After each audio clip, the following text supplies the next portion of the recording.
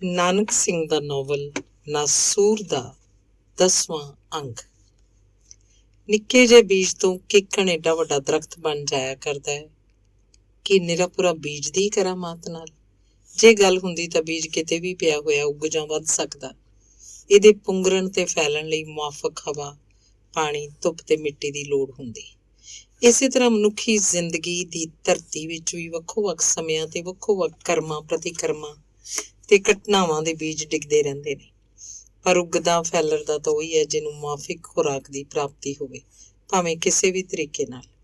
ਇਹੋ ਜਿਹਾ ਕੋਈ ਜ਼ਹਿਰੀ ਬੀਜ ਸੀ ਸ਼ਾਇਦ ਮੰਗਤੂ ਦੀ ਜੀਵਨ ਧਰਤੀ ਵਿੱਚ ਵੀ, ਜਿਹੜਾ ਜਦੋਂ ਵੀ ਉਹਨੂੰ ਕਿਤੋਂ ਮੁਆਫਿਕ ਹਵਾ ਦਾ ਰੁਮਕਾ ਮਿਲਦਾ, ਉਸ ਚੋਂ ਕੋਈ ਨਾ ਕੋਈ ਪੱਤੀ, ਕੋਈ ਨਾ ਕੋਈ ਲਗਰ ਨਿਕਲ ਹੀ ਆਇਆ ਕਰਦੀ ਸੀ।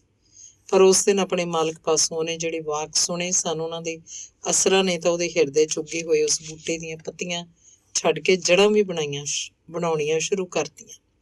ਸ਼ਾਇਦ ਇਸੇ ਦਾ ਫਲ ਰੂਪ ਮੰਗਤੂ ਦਿਨੋਂ ਦਿਨ ਗੰਭੀਰ ਹੁੰਦਾ ਜਾ ਰਿਹਾ ਸੀ। ਤੁਲਸੀ, ਜਿਹੜਾ ਆਪ ਇੰਨਾ ਘਟੀਆ ਚਾਲ ਚੱਲਣ ਦਾ ਆਦਮੀ ਹੈ, ਹੱਦ ਦਰਜੇ ਦਾ ਪਖੰਡੀ ਤੇ ਬਦ ਦਿਆਨਤ, ਉਹਨੇ ਕਿਉਂ ਉਹਨੂੰ ਕਹਿ ਦਿੱਤਾ ਲੰਡੀਕਾ, ਅਰਥਾਤ ਬਦਮਾਸ਼ ਔਰਤ ਦਾ ਪੁੱਤਰ। ਅਰਥਾਤ ਇਸ ਅਰਥਾਤ ਦੀ ਜੰਜੀਰ ਚ ਪਲਚਦਾ ਮੰਗਤੂ ਕਈ ਵਾਰੀ ਦਿਮਾਗੀ ਤੌਰ ਤੇ ਉਲਾਰ ਹੋ ਜਾਂਦਾ ਤੇ ਫਿਰ ਉਹ ਜੰਜੀਰ ਵੱਧਦੀ ਕਿਸੇ ਐਸੇ ਥਾਂ ਨਾਲ ਜਾ ਛੂੰਹਦੀ ਜਿਹੜਾ ਥਾਂ ਪਹਿਲਾਂ ਤੋਂ ਹੀ ਉਹਦੇ ਅੰਦਰ ਦੁਖਿਆ ਹੋਇਆ ਸੀ। ਇਸ ਛੂਹ ਨਾਲ ਉਹਦੀ ਰਗ ਪੀੜਤ ਹੋ ਜਾਂਦੀ। ਉਹ ਕਈ ਤਰ੍ਹਾਂ ਦੀਆਂ ਬੇਮਤਲਬੀ ਸੋਚਾਂ ਸੋਚੀ ਜਾਂਦਾ। ਇਸ ਬੁੱਢੜ ਹਲਵਾਈ ਨੇ ਮੈਨੂੰ ਇੰਨੀ ਗੱਲ ਕਿਉਂ ਆਖ ਦਿੱਤੀ? ਕਿ ਉਹ ਮੇਰੇ ਪਿਛਲੇ ਭੇਦਾਂ ਤੋਂ ਜਾਣੂ ਹੈ? ਕਿ ਇਹਨੂੰ ਕਿਸੇ ਮੇਰੇ ਪਿੰਡ ਦੇ ਆਦਮੀ ਨੇ ਕਦੀ ਕੁਝ ਦੱਸ ਦਿੱਤਾ? ਮੇਰੇ ਘਰੋਗੀ ਮਾਮਲਿਆਂ ਬਾਰੇ ਜ਼ਰੂਰ ਕਿਸੇ ਕੁਝ ਦੱਸਿਆ ਹੋਵੇਗਾ, ਨਹੀਂ ਤੇ ਕੀਕਣ ਇੰਨੀ ਗੱਲ ਕਹਿ ਦਿੰਦਾ ਕਿ ਮਾਏ ਸਾਲੀ ਜਮਾਏ ਕਰ ਛੋੜ ਜਾਵੇ। ਇਹ ਤੋਂ ਤਾਂ ਸਾਫ਼ ਲੱਭਦਾ ਹੈ ਕਿ ਹਲਵਾਈ ਮੇਰੇ ਭੇਤਾਂ ਦਾ ਭੇਤੀ ਹੈ। ਮੰਗਤੂ ਦੀ ਇਹ ਬੇਸਿਰ ਪੈਰ ਸੋਚਾਂ ਦੀ ਸੰਗਲੀ ਇੱਥੇ ਤੱਕ ਪਹੁੰਚ ਕੇ ਹੀ ਖਤਮ ਨਹੀਂ ਸੀ ਹੋ ਜਾਂਦੀ। ਉਹ ਇਹ ਤੋਂ ਅੱਗੋਂ ਵੀ ਕਈ ਕਿਸਮ ਦੀਆਂ ਗੱਲਾਂ ਸੋਚਣ ਲੱਗ ਪੈਂਦਾ। ਜੇ ਸੱਚਮੁੱਚ ਹੀ ਮੇਰੇ ਘਰ ਦਾ ਭੇਤੀ ਹੈ ਤਾਂ ਕਦੋਂ ਖੈਰ ਗੁਜ਼ਾਰਨੀ ਹੈ ਨੇ। ਜ਼ਰੂਰ ਇਹ ਆਪਣੇ ਜਾਣੂਆਂ ਪਛਾਣੂਆਂ 'ਚ ਇਸ ਗੱਲ ਦਾ ਚਰਚਾ ਕਰਦਾ ਰਹਿੰਦਾ ਹੋਏਗਾ। ਕੋਈ ਵੱਡੀ ਗੱਲ ਨਹੀਂ ਜੇ ਆਉਂਦੇ ਜਾਂਦੇ ਗਾਹਕਾਂ ਪਾਸ ਵੀ ਉਹ ਕਾਨਾਫੂਸੀ ਕਰਦਾ ਹੋਵੇ। ਜੇ ਗੱਲ ਇਵੇਂ ਹੀ ਹੈ ਤਾਂ ਉਹ ਦਿਨ ਦੂਰ ਨਹੀਂ ਜਦੋਂ ਪਿੰਡ ਵਾਂਗ ਇੱਥੋਂ ਦੇ ਲੋਕ ਵੀ ਮੈਨੂੰ ਉੱਧਲ ਗਈ ਦਾ ਕਹਿ ਕੇ ਆਵਾਜ਼ੇ ਕੱਸਿਆ ਕਰਨਗੇ। ਫਿਰ ਤਾਂ ਮੇਰਾ ਇਸ ਸ਼ਹਿਰ 'ਚ ਰਹਿਣਾ ਮੁਸ਼ਕਿਲ ਹੋ ਜਾਏਗਾ। ਜਿਸ ਪਾਸੇ ਜਾਵਾਂਗਾ ਮੇਰੇ ਮਗਰ ਇਹੋ ਆਵਾਜ਼ਾਂ ਗੂੰਜਿਆ ਕਰਨਗੀਆਂ। ਤੇ ਜਿਸ ਵੇਲੇ ਮੰਗਤੂ ਏਦਾਂ ਦੀਆਂ ਗੱਲਾਂ 'ਚ ਉਲਝਿਆ ਹੁੰਦਾ, ਉਹਦੇ ਅੰਦਰ ਕਈ ਬੜੀਆਂ ਭਿਆਨਕ ਕਿਸਮ ਦੀਆਂ ਉਕਸਾਹਟਾਂ ਪੈਦਾ ਹੋਣ ਲੱਗਦੀਆਂ। ਕਿਉਂ ਨਾ ਕਿਸੇ ਦਿਨ ਇਸ ਬੁੱਢੜ ਦਾ ਫਾਹ ਹੀ ਵੱਢਦੇ ਆ, ਨਾ ਹੋਏਗਾ ਬਾਂਸ, ਨਾ ਵੱਜੇਗੀ ਬੰਸਰੀ। ਇਹੋ ਜਿਹੀਆਂ ਉਕਸਾਹਟਾਂ ਤੇ ਸੋਚਾਂ ਜਦ ਇੰਤਹਾਈ ਦਰਜੇ ਤੱਕ ਪੁੱਜ ਜਾਂਦੀਆਂ ਤਾਂ ਉਹਦੀ ਤਰਕ ਸ਼ਕਤੀ ਜਾਗ ਉੱਠਦੀ। ਇਹ ਮੈਂ ਕੀ ਬੇਹੂਦਾ ਗੱਲਾਂ ਸੋਚ ਰਿਹਾ।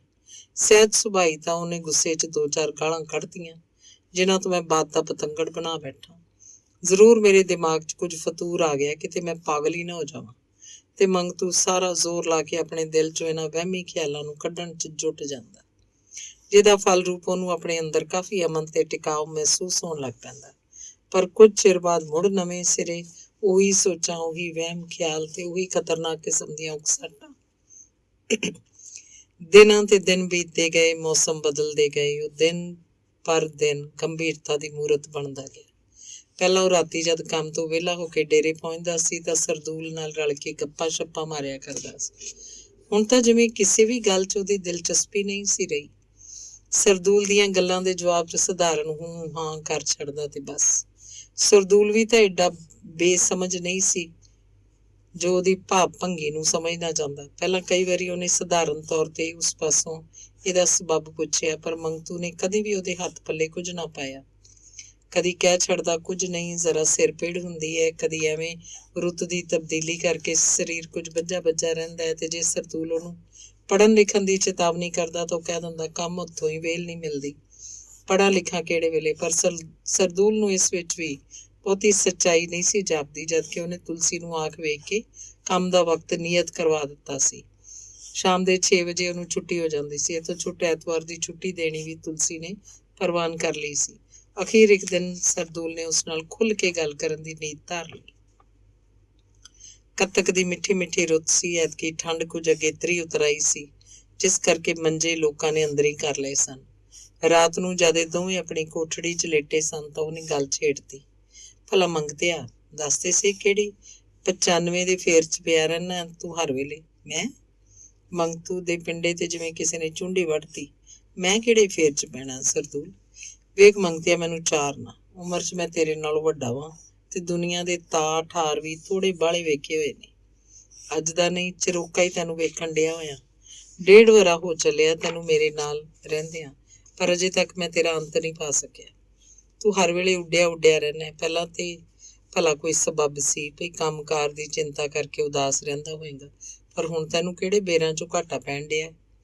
ਨੌਕਰੀ ਤੈਨੂੰ ਵਾਹਵਾ ਮਿਲੀ ਹੈ, ਖਾਣ ਪੀਣ ਨੂੰ ਚੰਗਾ ਚੋਖਾ, ਕਿਤੇ ਜਾਵੇਂ ਕਿਤੇ ਆਵੇਂ ਕੋਈ ਪਾਬੰਦੀ ਨਹੀਂ। ਹਲਵਾਈਗਿਰੀ ਦਾ ਕੰਮ ਵੀ ਕੁਝ ਨਾ ਕੁਝ ਪੱਲੇ ਪਈ ਜਾਂਦਾ ਤੇਰੇ।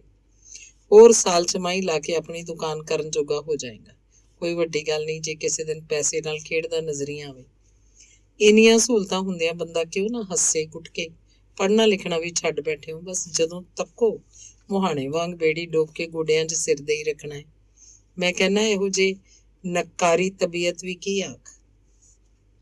ਦੋਸਤ ਦੇ ਇਸ ਲੈਕਚਰ ਨੇ ਮੰਗਤੂ ਦੇ ਅੰਦਰ ਕੋਈ ਤਬਦੀਲੀ ਲਿਆਂਦੀ ਹੋਈ ਐਸਾ ਕੁਝ ਚਿਹਰੇ ਤੋਂ ਸਰਦੂਲ ਨੂੰ ਨਹੀਂ ਸੀ ਭਾਸਿਆ। ਉਵੇਂ ਹੀ ਦੜਵੱਟੀ ਸੁਣਦਾ ਰਿਹਾ। ਉਸ ਵੱਲੋਂ ਕੋਈ ਜਵਾਬ ਨਾ ਮਿਲਣ ਤੇ ਸਰਦੂਲ ਨੇ ਜ਼ਰਾ ਰੁਕਣ ਤੋਂ ਬਾਅਦ ਪੁੱਛਿਆ, ਦੱਸੇਗਾ ਕੁਝ ਕਿ ਮੂੰਹ 'ਚ ਦਹੀਂ ਜਮਾਈ ਰਹੇਗਾ? ਸੱਚ ਮਨ ਸਰਦੂਲ ਮੰਗਤੂ ਦੀ ਆਵਾਜ਼ 'ਚ ਖਿਝ ਦਾ ਰੰਗ ਸੀ। ਕਿਸੇ ਗੱਲ ਦੀ ਚਿੰਤਾ ਨਹੀਂ ਮੈਨੂੰ, ਐਵੇਂ ਤੈਨੂੰ ਵਹਿਮ ਪੈ ਗਿਆ। ਮੈਂ ਦੱਸਾਂ? ਸਰਦੂਲ ਨੇ ਸਵਾਲ ਕੀਤਾ ਤੇ ਫਿਰ ਆਪ ਹੀ ਜਵਾਬ ਦੇਣਾ ਸ਼ੁਰੂ ਕੀਤਾ। ਤੂੰ ਮੇਰੇ ਖਿਆਲ 'ਚ ਇੱਕ ਗੱਲ ਕਰਕੇ ਉਦਾਸ ਰਹਿਣਾ, ਕਿਉਂ? ਠੀਕ ਬੁੱਝਿਆ ਨਾ? ਓ, ਮੰਗਤੂ ਹੱਸ ਪਿਆ। ਭਲਾ ਤੇਰੇ ਵਰਗਾ ਦੋਸਤ ਜਿਸ ਕੋਲ ਹੋਵੇ, ਉਹਨੂੰ ਕਾਹਦੀ ਕੱਲ ਤੇ ਕਾਹਦੀ ਉਦਾਸੀ? ਅੰਬਾਂ ਦੀ ਭੁੱਖ ਪਰ ਅੰਬਾਕੜੀਆਂ ਨਾਲ ਨਹੀਂ ਨਾ ਮਿਟਦੀ ਹੁੰਦੀ। ਸਰਦੂਲ ਨੇ ਬਜ਼ੁਰਗਾਨਾ ਲਹਿਜੇ 'ਚ ਕਿਹਾ। ਮੇਰੀ ਸਲਾਹ ਮੰਨੇ ਤੇ ਹੁਣ ਤੂੰ ਜਿੱਡੀ ਛੇਤੀ ਹੋ ਸਕਦਾ ਵਿਆਹ ਕਰਾਉਣ ਦੀ ਕਰ। ਐਵੇਂ ਨਹੀਂ ਤੇਰੀ ਇਹ ਬਿਮਾਰੀ ਦੂਰ ਹੋਣੀ। ਸੁਦਾਈ ਕਿਸੇ ਥਾਂ ਦਾ? ਸੁਦਾਈ ਨਹੀਂ, ਗੱਲ ਮੈਂ ਠੀਕ ਕਹੀ ਹੈ।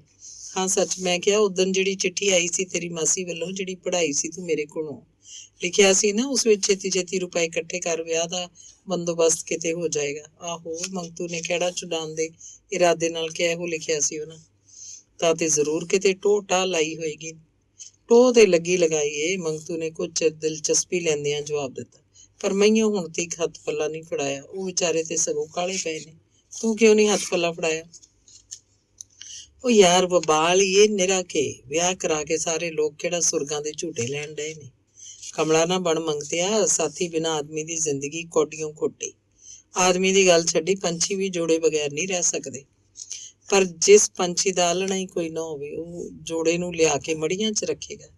ਉਹ ਆਲਣਾ ਬਣਦਿਆਂ ਇੱਥੇ ਕਿਹੜਾ ਚਿਰ ਲੱਗਦਾ। ਤੂੰ ਕੋਈ ਸ਼ੀਸ਼ ਮਹਿਲ ਥੋੜਾ ਹੀ ਉਸਾਰਨਾ ਵੇ। ਜਿਵੇਂ ਹੋਰ ਤੇਰੇ ਵਰਗੇ ਗੁਜ਼ਾਰਾ ਪੇ ਕਰਦੇ ਨੇ, ਤੇਰਾ ਵੀ ਹੋ ਜਾਏਗਾ। ਸਰਦੂਲ, ਥੁੱਕੀ ਵੜੇ ਨਹੀਂ ਪੱਕਦੇ ਹੁੰਦੇ। ਤੂੰ ਆਪ ਹੀ ਸੋਚ, ਇੰਨੀ ਤਨਖਾਹ ਨਾਲ ਟੱਬਰਦਾਰ ਆਦਮੀ ਦਾ ਗੁਜ਼ਾਰਾ ਹੋ ਸਕਦਾ ਵੇ? ਹੋ ਜਾਏਗਾ ਸਭੋ ਕੁਝ। ਜਿਹਨੇ ਚੁੰਝ ਦਿੱਤੀ ਹੈ ਚੋਗਾ ਵੀ ਦੇਏਗਾ। ਬਸ ਤੂੰ ਹੁਣ ਪਾਂਦਾ ਨਾ ਪੁੱਛ ਤੇ ਉਹਨਾਂ ਨੂੰ ਲਿਖ ਚਿੱਠੀ ਆਖੇ ਤਾਂ ਮੈਂ ਹੀ ਵੱਡੇ ਵੇਲੇ ਲਿਖ ਕੇ ਪਾ ਦਿਆਂ। ਅੱਗੇ ਵੀ ਤੇ ਮੇਰੇ ਕੋਲ ਹੀ ਲਿਖਵਾਨਾ ਹੁੰਨਾ, ਠੀਕ ਹੈ ਨਾ? ਮੰਗਤੂ ਹੱਸ ਪਿਆ। ਕੀ ਲਿਖੇਗਾ? ਲਿਖ ਦਿਆਂਗਾ, ਕੁੜਮਾਈ ਦਾ ਬੰਦੋਬਸਤ ਛੇਤੀ ਕਰੋ, ਬਥੇਰੇ ਰੁਪਏ ਕਮਾ ਲੈਣੇ ਮਿਸਟਰ ਮੰਗਤ ਰਾਮ ਨੇ। ਬਥੇਰੇ? ਮੰਗਤੂ ਹੋਰ ਉੱਚੀ ਹੱਸੇ। ਕਿੰਨੇ ਕੁ ਬਥੇਰੇ? ਵੇਖ ਮੰਗਤਿਆ, ਤੈਨੂੰ ਮੈਂ ਗੱਲ ਦੱਸੀ ਨਹੀਂ ਹੁਣ ਥੋੜੀ। ਮੈਂ ਤੇਰੇ ਵਿਆਹ ਲਈ ਰੁਪਇਆਂ ਦਾ ਵੀ ਕੁਝ ਨਾ ਕੁਝ ਬੰਦੋਬਸਤ ਕਰ ਛੱਡਿਆ। ਕੀ? ਉਦੋਂ ਤੇਰੀ ਮਾਸੀ ਵਾਲੀ ਚਿੱਠੀ ਪੜ੍ਹ ਕੇ ਮੈਂ ਸਮਝ ਗਿਆ ਸੀ ਕਿ ਤੈਨੂੰ ਅਵੇਰੇ ਜਾਂ ਸਵੇਰੇ ਰੁਪਇਆਂ ਦੀ ਲੋੜ ਸਰਪਰ ਪੈਣੀ ਹੈ। ਉਤੋਂ ਦੂਜੇ ਦਿਨ ਮੈਂ ਤੁਲਸੀ ਨੂੰ ਟੋਇਆ ਸੀ ਜਾ ਕੇ। ਕੀ ਟੋਇਆ ਸੀ? ਇਹੋ ਵੀ ਮੰਗਤੂ ਦਾ ਵਿਆਹ ਹੋਣ ਵਾਲਾ ਹੈ ਤੇ ਉਹਦੀ ਮਦਦ ਕਰ। ਫਿਰ ਕੀ ਜਵਾਬ ਦਿੱਤਾ ਉਹਨੇ? ਨੰਨਾ ਉਂਗਲ ਦਿੱਤਾ ਹੋਏਗਾ ਸੂ। ਹੋਰ ਉਸ ਮੱਖੀ ਚੂਸ ਪਾਸੋਂ ਕਿਸੇ ਨੂੰ ਕੀ ਉਮੀਦ ਹੋ ਸਕਦੀ ਹੈ? ਇਹ ਗੱਲ ਤੇਰੀ ਠੀਕ ਹੈ ਕਿ ਉਹ ਪੱਕਾ ਮੱਖੀ ਚੂਸ ਹੈ, ਪਰ ਜਿੱਥੇ ਉਹਦਾ ਮਤਲਬ ਸਰਦਾ ਹੋਵੇ ਉੱਥੇ ਪੈਸੇ ਖਰਚਣੋਂ ਦਰੇਗ ਨਹੀਂ ਕਰਦਾ। ਉਹਨੂੰ ਸਮਝ ਆ ਚੁੱਕੀ ਹੈ ਕਿ ਤੇਰੇ ਵਰਗਾ ਹੱਥਾਂ ਦਾ ਸੁੱਚਾ ਨੌਕਰ ਉਹਨੂੰ ਨਹੀਂ ਲੱਭਣਾ। ਅੱਛਾ, ਮੰਗਤੂ ਨੇ ਕਾਹਲੀ ਨਾਲ ਪੁੱਛਿਆ। ਫਿਰ ਕੀ ਜਵਾਬ ਦਿੱਤਾ? ਉਸ ਤੈਨੂੰ ਬਸ ਮੰਨ ਗਿਆ। ਕਹਿਣ ਲੱਗਾ, ਜਿੰਨੀ ਕੁ ਮਦਦ ਮੈਥੋਂ ਹੋ ਸਕੇਗੀ ਜ਼ਰੂਰ ਕਰਾਂਗਾ। ਸੁਣ ਕੇ ਮੰਗਤੂ ਦੇ ਦਿਲ ਨੂੰ ਕਾਫੀ ਧਰਵਾਸ ਮਿਲੀ। ਸਰਦੂਲ ਕਹਿੰਦਾ ਗਿਆ, ਸੋ ਮੇਰੀ ਗੱਲ ਮੰਨ ਤੇ ਹੁਣ ਤੂੰ ਜਿੰਨੀ ਛੇਤੀ ਹੋ ਸਕੇ ਵਿਆਹ ਦਾ ਕੰਮ ਸਿਰੇ ਚੜਾ ਲੈ। ਇਸ ਵੇਲੇ ਤੁਲਸੀ ਵੀ ਪਸਮਿਆ ਹੋਇਆ। ਇਹੋ ਜਿਹੇ ਖੱਟਰ ਪਸ਼ੂ ਦਾ ਕੋਈ ਪਤਾ ਨਹੀਂ ਹੁੰਦਾ ਕਿਹੜੇ ਵੇਲੇ ਛੜ ਮਾਰ ਜਾਏ। ਮੰਗਤੂ ਚੁੱਪ ਸਾਦੀ ਬੈਠਾ ਰਿਹਾ ਤੇ ਇਸ ਚੁੱਪ ਤੋਂ ਸਰਦੂਲ ਨੂੰ ਸਮਝਣ 'ਚ ਦੇਰ ਨਾ ਲੱਗੀ ਕਿ ਉਹਦਾ ਟੀਚਾ ਠੀਕ ਨਿਕਲਿਆ। ਮੰਗਤੂ ਨੂੰ ਹੋਰ ਉਤਸ਼ਾਹਿਤ ਕਰਨ ਦੇ ਇਰਾਦੇ ਨਾਲ ਉਹਨੇ ਮਜ਼ਮੂਨ ਦਾ ਪਹਿਲੂ ਬਦਲ ਲਿਆ। ਮੇਰਾ ਵੀ ਸ਼ਾਇਦ ਵਿਸਾਖ 'ਚ ਸਾਇਆ ਨਿਕਲ ਆਏ। ਜੇ ਇੱਧਰੋਂ ਤੇਰਾ ਵੀ ਕੰਮ ਹੋ ਜਾਏ ਤਾਂ ਫਿਰ ਸਾਡੀਆਂ ਦੋਵਾਂ ਦੀਆਂ ਵਹੁਟੀਆਂ ਦਾ ਸੇਲ ਪੈ ਜਾਏਗਾ। ਅਸੀਂ ਵੀ ਕੋਈ ਸਾਂਝਾ ਮਕਾਨ ਢੂੰਡ ਲਵਾਂਗੇ। ਤੇ ਗੱਲ ਖਤਮ ਕਰਨ ਤੋਂ ਬਾਅਦ ਜਦ ਸਰਦੂਲ ਨੇ ਲਾਲਟਨ ਦੇ ਨਿੰਮੇ ਚਾਨਣ 'ਚ ਮੰਗਤੂ ਦੇ ਚਿਹਰੇ ਵੱਲ ਤੱਕਿਆ ਤਾਂ ਉਹਦਾ ਉਤਸ਼ਾਹ ਢਿੱਲਾ ਪੈ ਗਿਆ। ਮੰਗਤੂ ਦੀ ਖਾਮੋਸ਼ੀ ਉਹਦੀ ਰਜ਼ਾਮੰਦੀ ਦਾ ਨਹੀਂ, ਉਪੇਖਿਆ ਦਾ ਸਬੂਤ ਦੇ ਰਹੀ ਸੀ। ਮੰਗਤੂ ਦੇ ਚਿਹਰੇ ਤੇ ਇੱਕ ਵਿਖਾਦ ਜਿਹਾ ਨੂੰ ਦਿਖਾਈ ਦਿੱਤਾ। ਉਸ ਪੁੱਛਿਆ, ਕੀ ਸੋਚ ਰਿਹਾ ਮੰਗਤਿਆ? ਕੁਛ ਨਹੀਂ। ਜ਼ਰੂਰ ਕੁਝ ਤੇ ਸੋਚ ਰਿਹਾ, ਸੱਚ ਦੱਸ। ਸੱਚੋ ਸੱਚ? ਹਾਂ। ਸਰਦੂਲ, ਮੈਂ ਕਹਿਣਾ ਤੂੰ ਨਾ ਮਗਰ ਪਾ ਇਸ ਕੰਮ ਦੇ। ਨਾ ਮਗਰ ਪਾਵਾਂ? ਕਿਉਂ? ਮੈਂ ਸੋਚਣਾ ਖੱਗੇ ਨੂੰ ਹੱਥ ਪਾ ਕੇ ਜੇ ਸ਼ਹਿਦ ਦੇ ਤਾਂ ਉਲਟਾ ਮੱਖੀਆਂ ਚੰਬੜ ਗਈਆਂ ਫੇਰ ਕੀ ਬਣੇਗਾ? ਕੀ ਮਤਲਬ? ਇਹੋ ਕੋਈ ਬੰਦਾ ਵਿਆਹ ਸ਼ਾਦੀ ਕਰਾਉਂਦਾ ਹੈ ਸੁੱਖ ਵਾਸਤੇ, ਪਰ ਜੇ ਉਲਟਾ ਕਲੇਸ਼ ਗਲ ਪੈ ਜਾਏ। ਕਲੇਸ਼ ਕਿਉਂ? ਕੀ ਪਤਾ ਕਿਸੇ ਇਹੋ ਜਿਹੀ ਖਰਾਂਟ ਨਾਲ ਵਾਹ ਪੈ ਜਾਏ ਜਿਹੜੀ ਬੰਦੇ ਦਾ ਜੀਣਾ ਹਰਾਮ ਕਰ ਦੇ। ਤੂੰ ਸੁਣਿਆ ਹੋਇਆ ਨਹੀਂ, ਜਨਾਨੀਆਂ ਨੂੰ 400 ਚਲਿੱਤਰ ਆਉਂਦੇ ਨੇ। ਫੋਟ ਪਾਗਲ ਕਿਸੇ ਥਾਂ ਦਾ। ਇਹੋ ਜਿਹੀਆਂ ਬੇਹੁਦਾ ਗੱਲਾਂ 'ਚ ਅੱਜ ਦਾ ਮਨੁੱਖ ਵਿਸ਼ਵਾਸ ਨਹੀਂ ਰੱਖਦਾ। ਇਹ ਦਕੀਆਨੂਸੀ ਖਿਆਲ ਉਹਨਾਂ ਲੋਕਾਂ ਦੇ ਘੜੇ ਹੋਏ ਨੇ ਜਿਨ੍ਹਾਂ ਨੇ ਔਰਤ ਜ਼ਾਤ ਦੇ ਗੁਣਾਂ ਵੱਲ ਕਦੇ ਧਿਆਨ ਹੀ ਨਹੀਂ ਦਿੱਤਾ, ਜਿਨ੍ਹਾਂ ਨੇ ਜਨਾਨੀ ਨੂੰ ਭੇਡ ਬੱਕਰੀ ਜਾਂ ਜੁੱਤੀ ਤੋਂ ਵੱਧ ਕਦੀ ਕੁਝ ਸਮਝਿਆ ਹੀ ਨਹੀਂ। ਵਫਾ ਕੀ ਹੁੰਦੀ ਏ, ਵਫਾ ਕਿਵੇਂ ਪਾਲੀ ਦੀ ਏ, ਇਹਦਾ ਰਾਜ਼ ਔਰਤ ਤੋਂ ਬਿਨਾਂ ਕੋਈ ਨਹੀਂ ਸਮਝ ਸਕਦਾ। 1000 ਦੋਸਤ ਯਾਰ ਹੋਣ, ਪਰ ਮਰਦ ਲਈ ਜੇ ਅਸਲੀ ਮੈਨੇ ਅੰਸ਼ ਕੋਈ ਦੁੱਖ ਸੁੱਖ ਦਾ ਭਾਈਵਾਲ ਹੋ ਸਕਦਾ ਤਾਂ ਸਿਰਫ ਔਰਤ ਦੀ ਹੁੰਦੀ ਹੋਏਗੀ। ਮੰਗਤੂ ਨੇ ਜਿਵੇਂ ਜ਼ਬਾਨ ਨਾਲ ਨਹੀਂ ਦੰਦਾਂ ਹੇਠ ਦਰੜ ਕੇ ਜਵਾਬ ਦਿੱਤਾ, ਹੁੰਦੀ ਹੋਏਗੀ। ਸਰਦੂਲ ਤਲਖੀ 'ਚ ਬੋਲਿਆ, ਤਾਂ ਤੇਰੀਆਂ ਨਜ਼ਰਾਂ 'ਚ ਹਰ ਇੱਕ ਔਰਤ ਬੇਵਫਾ ਹੁੰਦੀ ਹੈ? ਮੰਗਤੂ ਝੁੰਝਲਾ ਉੱਠਿਆ, ਅੱਛਾ ਛੱਡ ਹੁਣ ਇਸ ਨਕੰਮੀ ਬਹਿਸ ਨੂੰ। ਚੱਲ, ਸਾਰੇ ਜਾਣਦੀਆਂ ਜਨਾਨੀਆਂ ਵਫਾਦਾਰ ਸਹੀ, ਨੇਕ ਸਹੀ। ਇਹ ਕੀ ਗੱਲ ਹੋਈ? ਐਤਕੀ ਸਰਦੂਲ ਹੋਰ ਤਲਖ ਹੋ ਗਿਆ। ਮੰਗਤੂ ਨੇ ਦੂਜੇ ਪਾਸੇ ਕਰਵਟ ਬਦਲ ਲਈ। ਸ਼ਾਇਦ ਉਹ ਇਸ ਅਲੂਣੇ ਵਾਰਤਾਲਾਪ ਤੋਂ ਕਾਹਲਾ ਪੈ ਗਿਆ ਸੀ। ਤਾਂ ਜਾਪਦਾ ਹੈ ਸਰਦੂਲ, ਪਰ ਬੋਲਣੋਂ ਨਹੀਂ ਟਲਿਆ। ਜ਼ਰੂਰ ਕਿਸੇ ਔਰਤ ਦੀ ਬੇਵਫਾਈ ਦਾ ਅਸਰ ਹੈ ਤੇਰੇ ਦਿਲ ਤੇ। ਸੱਚ ਦੱਸ ਮੰਗਤਿਆ, ਮੁਕਰੀ ਨਾ, ਤੈਨੂੰ ਮੇਰੀ ਸਹੁੰ ਹੈ। ਕੁਝ ਦਾਲ 'ਚ ਕਾਲਾ ਕਾਲਾ ਹੈ। ਨਹੀਂ, ਉਵੇਂ ਮੂੰਹ ਦੂਜੇ ਪਾਸੇ ਕੀਤੀ ਮੰਗਤੂ ਨੇ ਜਵਾਬ ਦਿੱਤਾ। ਉਹਦਾ ਖਿਆਲ ਸੀ ਇੱਥੇ ਪਹੁੰਚ ਕੇ ਗੱਲ ਦਾ ਸਿਲਸਿਲਾ ਖਤਮ ਹੋ ਜਾਏਗਾ, ਪਰ ਸਰਦੂਲ ਬਰਾਬਰ ਗੱਲ ਨੂੰ ਖਿੱਚੀ ਜਾ ਰਿਹਾ ਸੀ। ਦੱਸਦਾ ਕਿਉਂ ਨਹੀਂ? ਇਤਬਾਰ ਨਹੀਂ ਮੇਰੇ ਤੇ? ਤੂੰ ਤੇ ਨਿਰਾ ਪੂਰਾ ਵਹਿਮੀ ਹੈ। ਸਰਦੂਲ ਮੂੰਹ ਉਸ ਵੱਲ ਕਰਕੇ ਮੰਗਤੂ ਕਹਿਣ ਲੱਗਾ, ਮੈਂ ਕਿਹੜਾ 5-10 ਵਿਆਹ ਕਰਵਾ ਚੁੱਕਾ ਵਾਂ ਜੋ ਕਿਸੇ ਦੀ ਵਫਾ ਦਾ ਇਮਤਿਹਾਨ ਲਿਆ ਹੋਵੇ। ਤੇ ਫਿਰ ਵਿਆਹ ਦੇ ਨਾਂ ਤੋਂ ਤਰਵਕਤਾ ਕਿਉਂ ਹੈ? ਅਗਰ ਕੁਝ ਨਾ ਕੁਝ ਤੇ ਹੋਣਾ ਹੀ ਹੈ ਨਾ। ਇਹਦਾ ਸਬੱਬ ਕੁਝ ਹੋਰ ਹੈ। ਸਰਦੂਲ, ਕੀ? ਮੰਗਤੂ ਬਗਲਾਂ ਝਾਕਣ ਲੱਗ ਪਿਆ। ਨਹੀਂ ਦੱਸੇਗਾ? ਗੱਲ ਇਹ ਹੈ ਸਰਦੂਲ, ਗੱਲ ਇਹ ਹੈ। ਤੇ ਮੰਗਤੂ ਚੁੱਪ ਹੋ ਗਿਆ। ਟਾਲ ਮਟੋਲ ਨਾ ਕਰ ਮੰਗਤਿਆ। ਉਹਨੂੰ ਥਿੜਕਦਿਆਂ ਵੇਖ ਕੇ ਸਰਦੂਲ ਨੇ ਘੁਰਕੀ ਦਿੱਤੀ। ਹਾਂ, ਕੀ ਗੱਲ ਹੈ? ਗੱਲ ਇਹ ਹੈ, ਸ਼ਾਇਦ ਇਹ ਚਰਤੀਕ ਮੰਗਤੂ ਨੇ ਸਰਦੂਲ ਦਾ ਘਰ ਪੂਰਾ ਕਰਨ ਲਈ ਘਾਟ ਘਾੜ ਲਈ ਕਿ ਬੇਸ਼ੱਕ ਮੈਂ ਗਰੀਬ ਹਾਂ, ਪਰ ਮੁੱਢੋਂ ਲਾ ਤੋਂ ਤਾਂ ਸਾਡਾ ਘਰਾਣਾ ਇਹੋ ਜਿਹਾ ਨਹੀਂ ਸੀ। ਮੇਰੇ ਮਾਪੇ ਰੱਜੇ ਪੁੱਜੇ ਜ਼ਿਮੀਂਦਾਰ ਸੀ। ਨਸੀਬਾਂ ਨੇ ਹਾਰ ਦਿੱਤੀ, ਸਾਡੇ ਸੋਨੇ ਦੀ ਲੰਕਾ ਸੁਆਹ ਹੋ ਗਈ। ਨਹੀਂ ਤੇ ਮੈਂ ਭਲਾ ਹਲਵਾਈਆਂ ਦੀਆਂ ਬਾਟੀਆਂ ਮਾਂਜਣੀਆਂ ਸੀ। ਲੋਕੀ ਕਹਿੰਦੇ ਹੁੰਦੇ ਨੇ ਵੱਡੇ ਘਰਾਂ ਦੀ ਘਰੋੜੀ ਨਹੀਂ ਮਾਣ ਹੁੰਦੀ। ਪਰਦੇਸ 'ਚ ਆ ਕੇ ਕੋਈ ਕਿਸੇ ਨੂੰ ਵੇਖਦਾ ਨਹੀਂ, ਕੋਈ ਕੁਝ ਪਿਆ ਕਰੇ। ਦੇਸ ਚੋਰੀ ਪਰਦੇਸ ਪਿੱਛਿਆ, ਪਰ ਪਿੰਡ ਵਿੱਚ ਤੇ ਅਜੇ ਤੋੜੀ ਲੋਕੀ ਸਾਡੇ ਵੱਡਿਆਂ ਦਾ ਨਾਂ ਲੈ ਕੇ ਪੰਧ ਪੈਂਦੇ ਨੇ। ਬਾਕੀ ਰਹੀ ਵਿਆਹ ਸ਼ਾਦੀ ਦੀ ਗੱਲ, ਹੁਣ ਇਹ ਤੇ ਉਮੀਦ ਨਹੀਂ ਜੋ ਮੇਰਾ ਸਾਕ ਕਿਸੇ ਇੱਜ਼ਤ ਆਬਰੂ ਵਾਲੇ ਘਰ 'ਚ ਹੋਵੇ। ਗਰੀਬੀ ਜੋ ਗਲ ਪੈ ਗਈ ਤੇ ਮਾੜੇ ਮੋਟੇ ਘਰ ਦੀ ਕੁੜੀ ਲੈਣ ਨੂੰ ਮੇਰਾ ਰੂਹ ਨਹੀਂ ਮੰਨਦੀ। ਏਡੇ ਖਾਨਦਾਨੀ ਮਾਪਿਆਂ ਦਾ ਪੁੱਤਰ ਹੋ ਕੇ ਕਿਸੇ ਨੀਵੀਂ ਜਾਤ ਨਾਲ ਰਿਸ਼ਤੇਦਾਰੀ ਗੰਢ ਲਵਾਂ ਤਾਂ ਤੂੰ ਹੀ ਦੱਸ, ਇਹ ਸਿਆਣਪ ਦੀ ਗੱਲ ਹੋਏਗੀ। ਸੋ ਮੇਰੀ ਸਲਾਹ ਹੈ, ਹਾਲੇ 2-4 ਸਾਲ ਚੁੱਪ ਕੀਤੀ ਰੱਖਾਂ।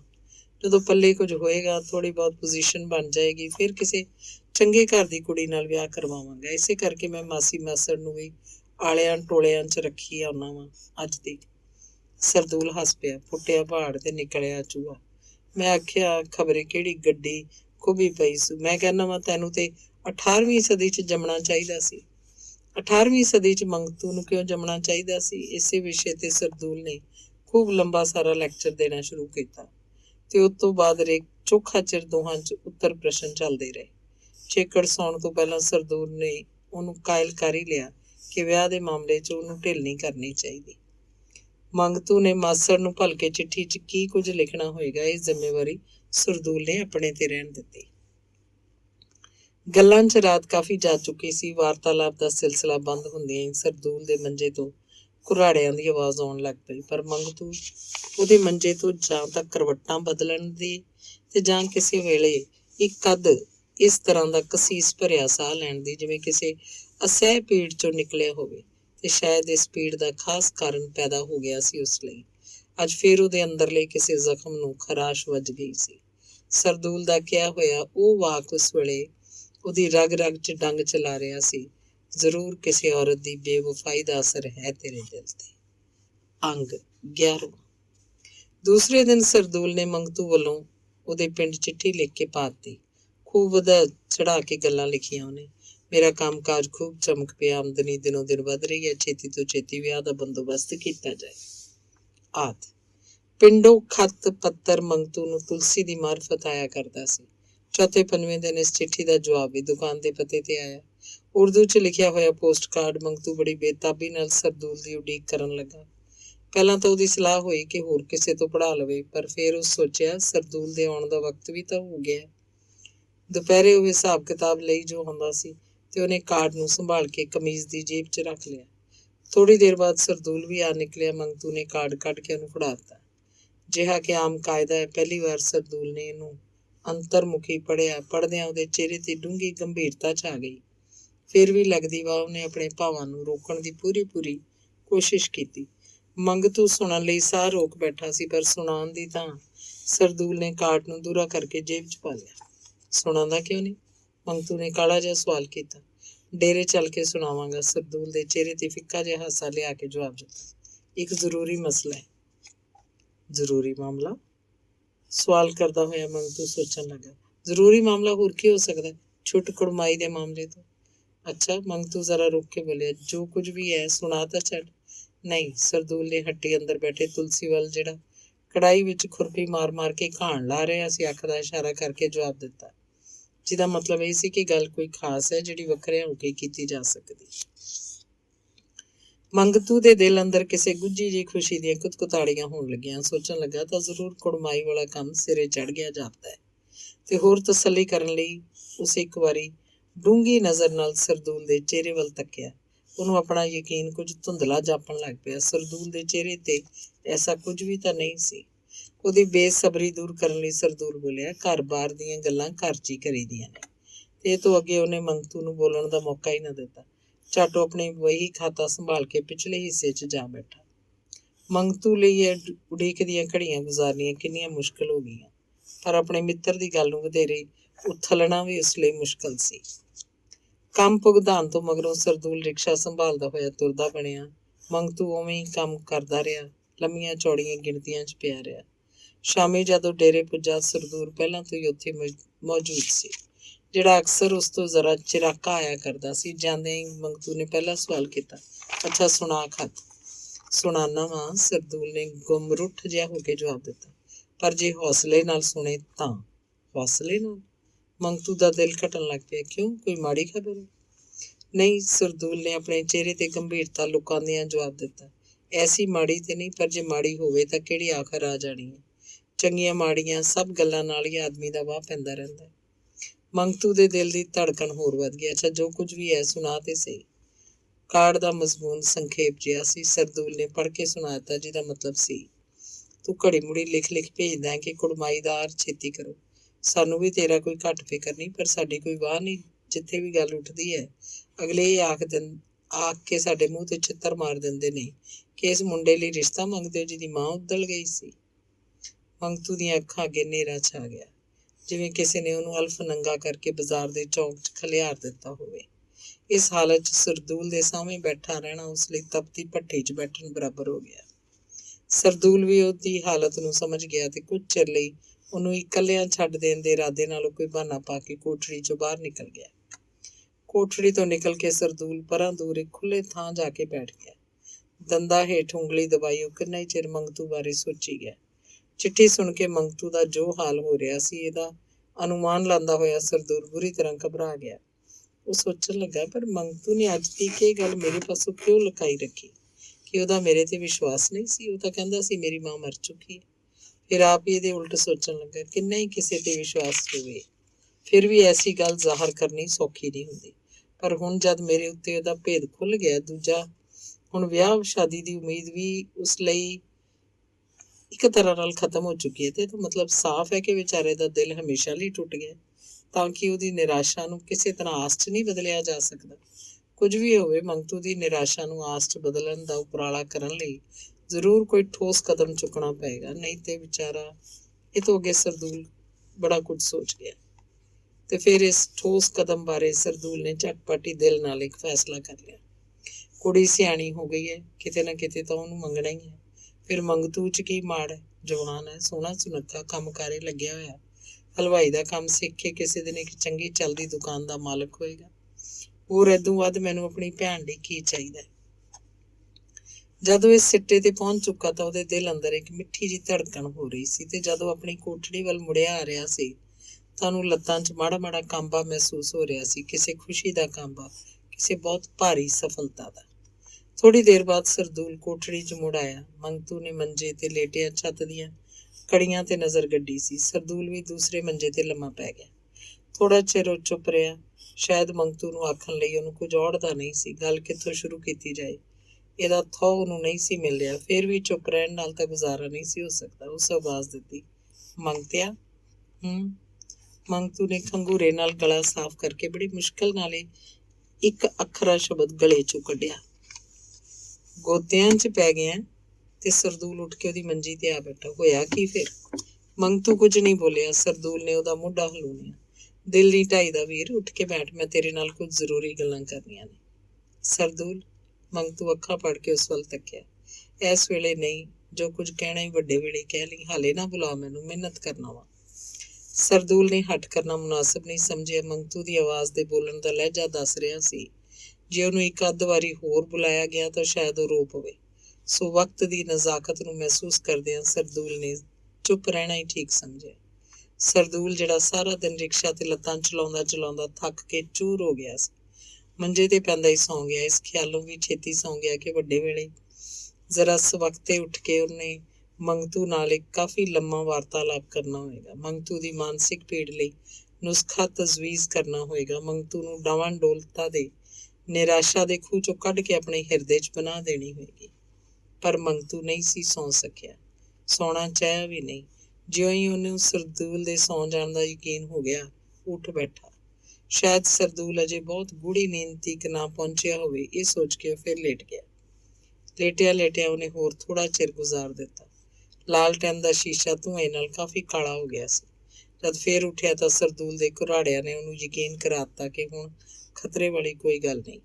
ਉਹ ਦੱਬੇ ਪੈਰੀ ਮੰਜੇ ਤੋਂ ਉਤਰਿਆ। ਲਾਲਟਨ ਦੇ ਅੰਨੇ ਚਾਨਣ 'ਚ ਪਹਿਲਾਂ ਸਰਹੰਦੀ ਵੱਲ ਦੇ ਟਰੰਕ ਤੇ ਝੁਕਿਆ। ਉਸ 'ਚੋਂ ਜੋ ਕੁਝ ਕੱਢਣਾ ਸੀ ਕੱਢ ਕੇ ਉਹਨੇ ਬਿਸਤਰਾ ਲਪੇਟ ਕੇ ਕੱਚੇ ਮਾਰ ਲਿਆ ਤੇ ਫਿਰ ਪੱਬਾਂ ਭਾਰ ਤੁਰਦਾ ਹੋਇਆ ਕੋਠੜੀ 'ਚੋਂ ਬਾਹਰ ਨਿਕਲ ਗਿਆ।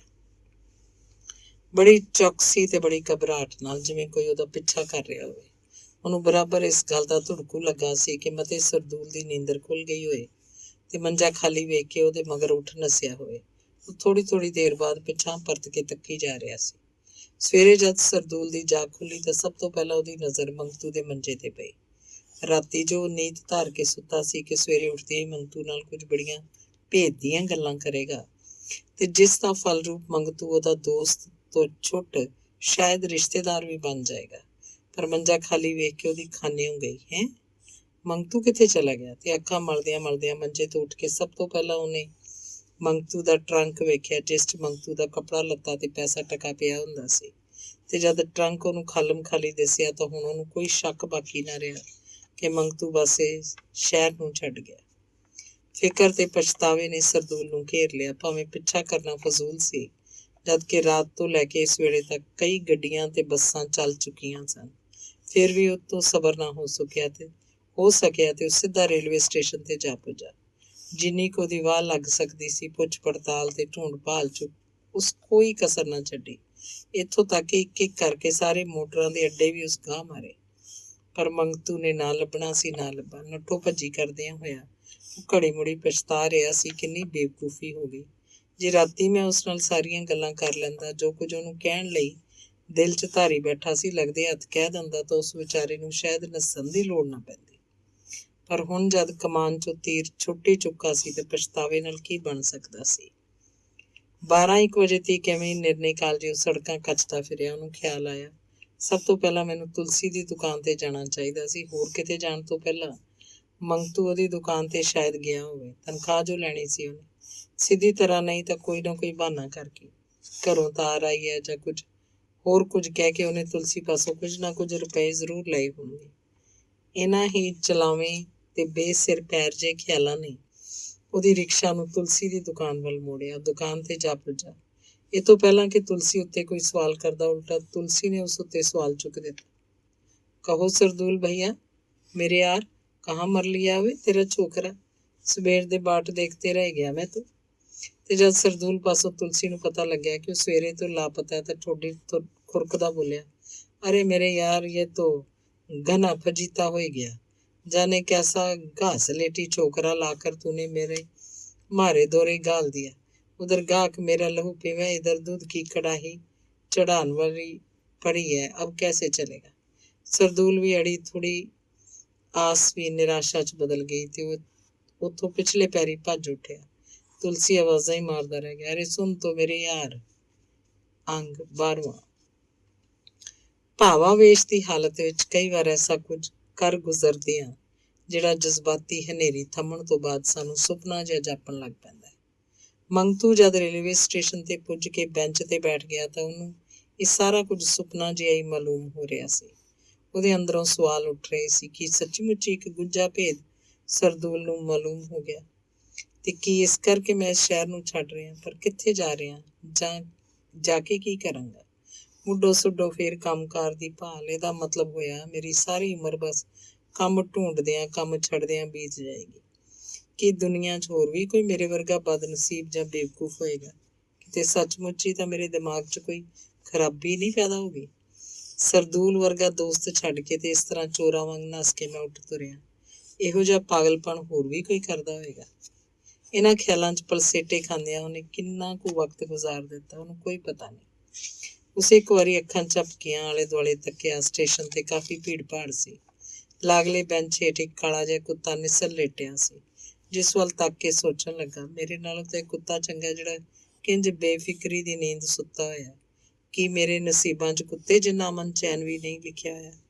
ਕੀ ਮੇਰੇ ਕੁੱਤੇ ਜਿੰਨੀ ਇੱਜ਼ਤ ਵੀ ਨਹੀਂ?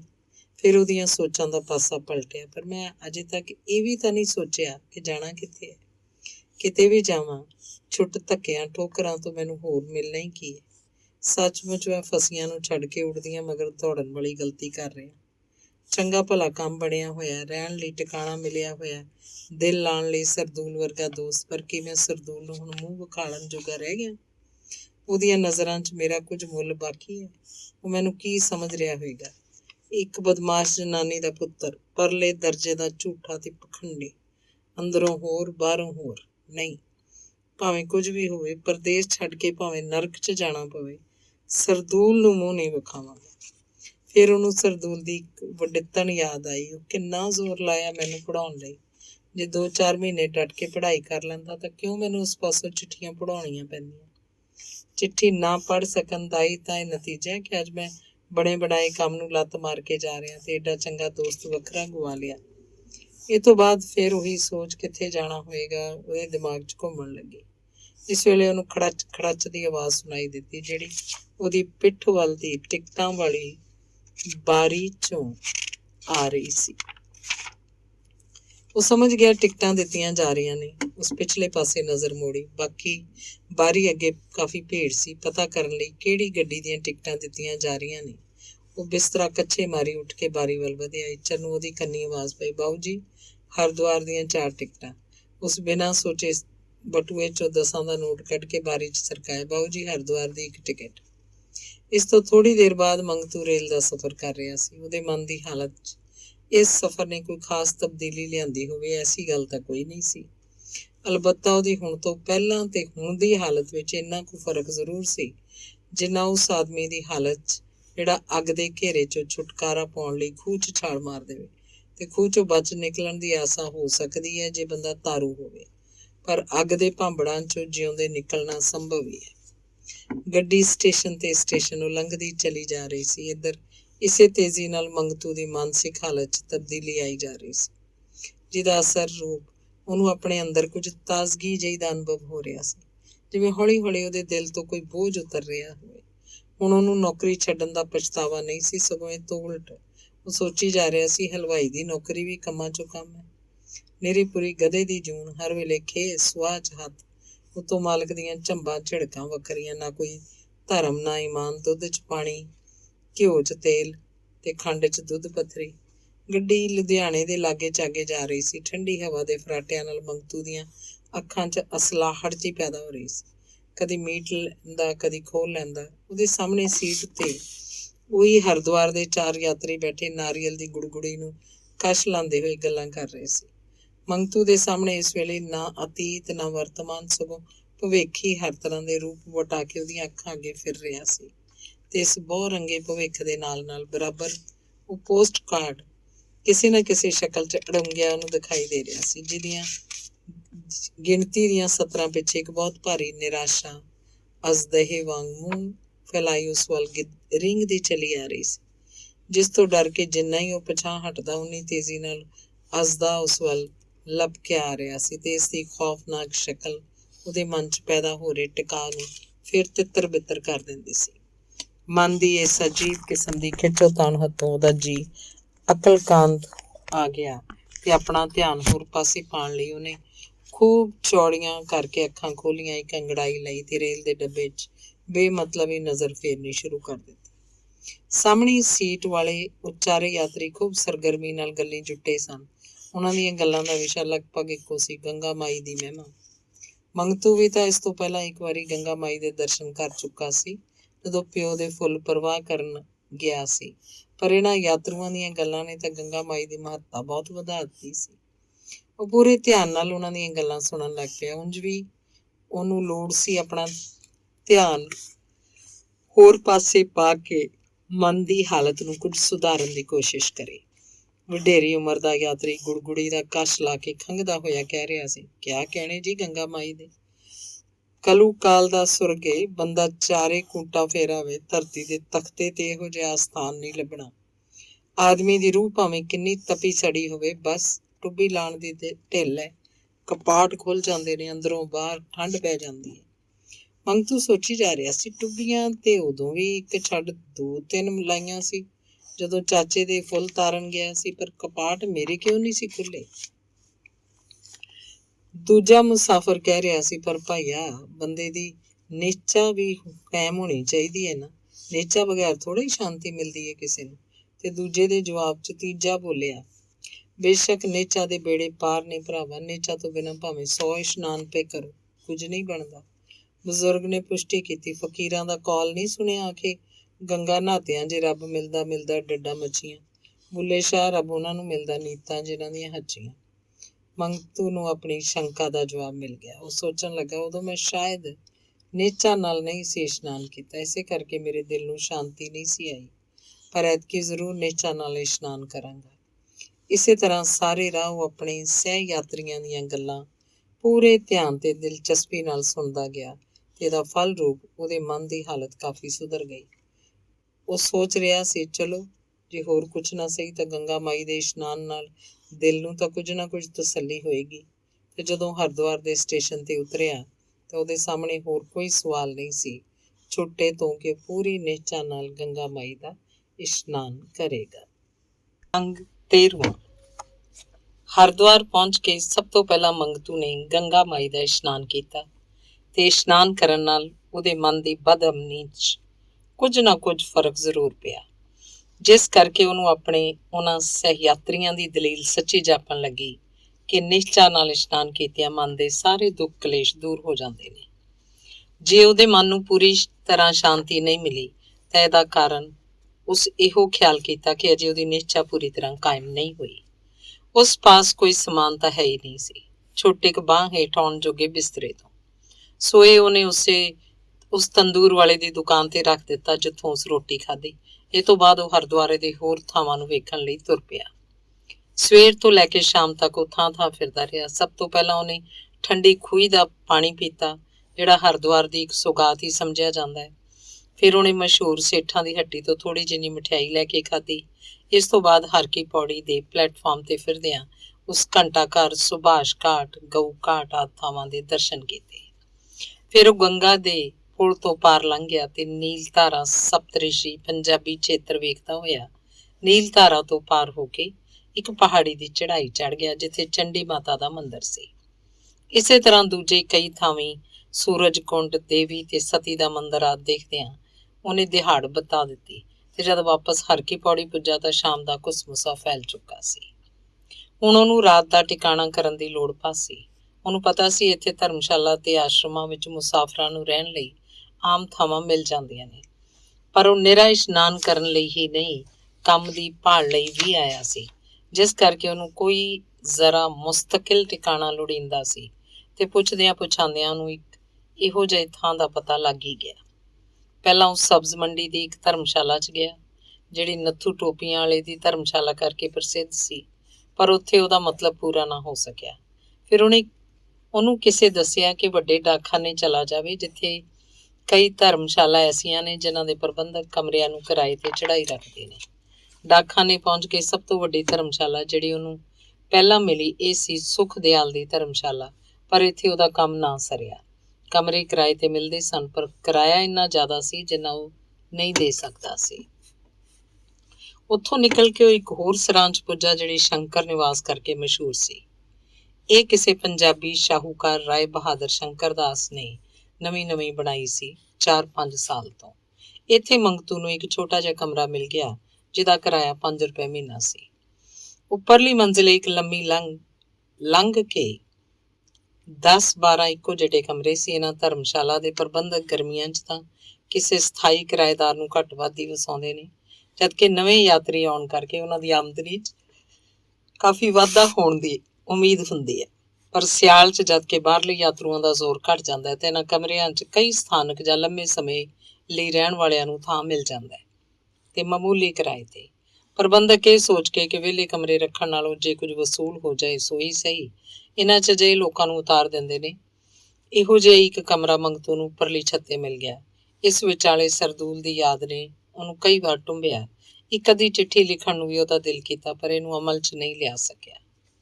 ਇਹ ਧਰਮਸ਼ਾਲਾ ਭੀਮ ਗੋਡੇ ਦੇ ਲਾਗੇ ਤੇ ਆਬਾਦੀ ਤੋਂ ਜ਼ਰਾ ਹਟਵੇਂ ਥਾਂ ਹੋਣ ਕਰਕੇ ਇਹਦਾ ਆਲਾ ਦੁਆਲਾ ਓਨਾ ਗੰਦਾ ਨਹੀਂ ਸੀ ਜਿੰਨਾ ਸੰਘਣੀ ਆਬਾਦੀ ਵਿਚਲੇ ਮਕਾਨਾਂ ਦਾ।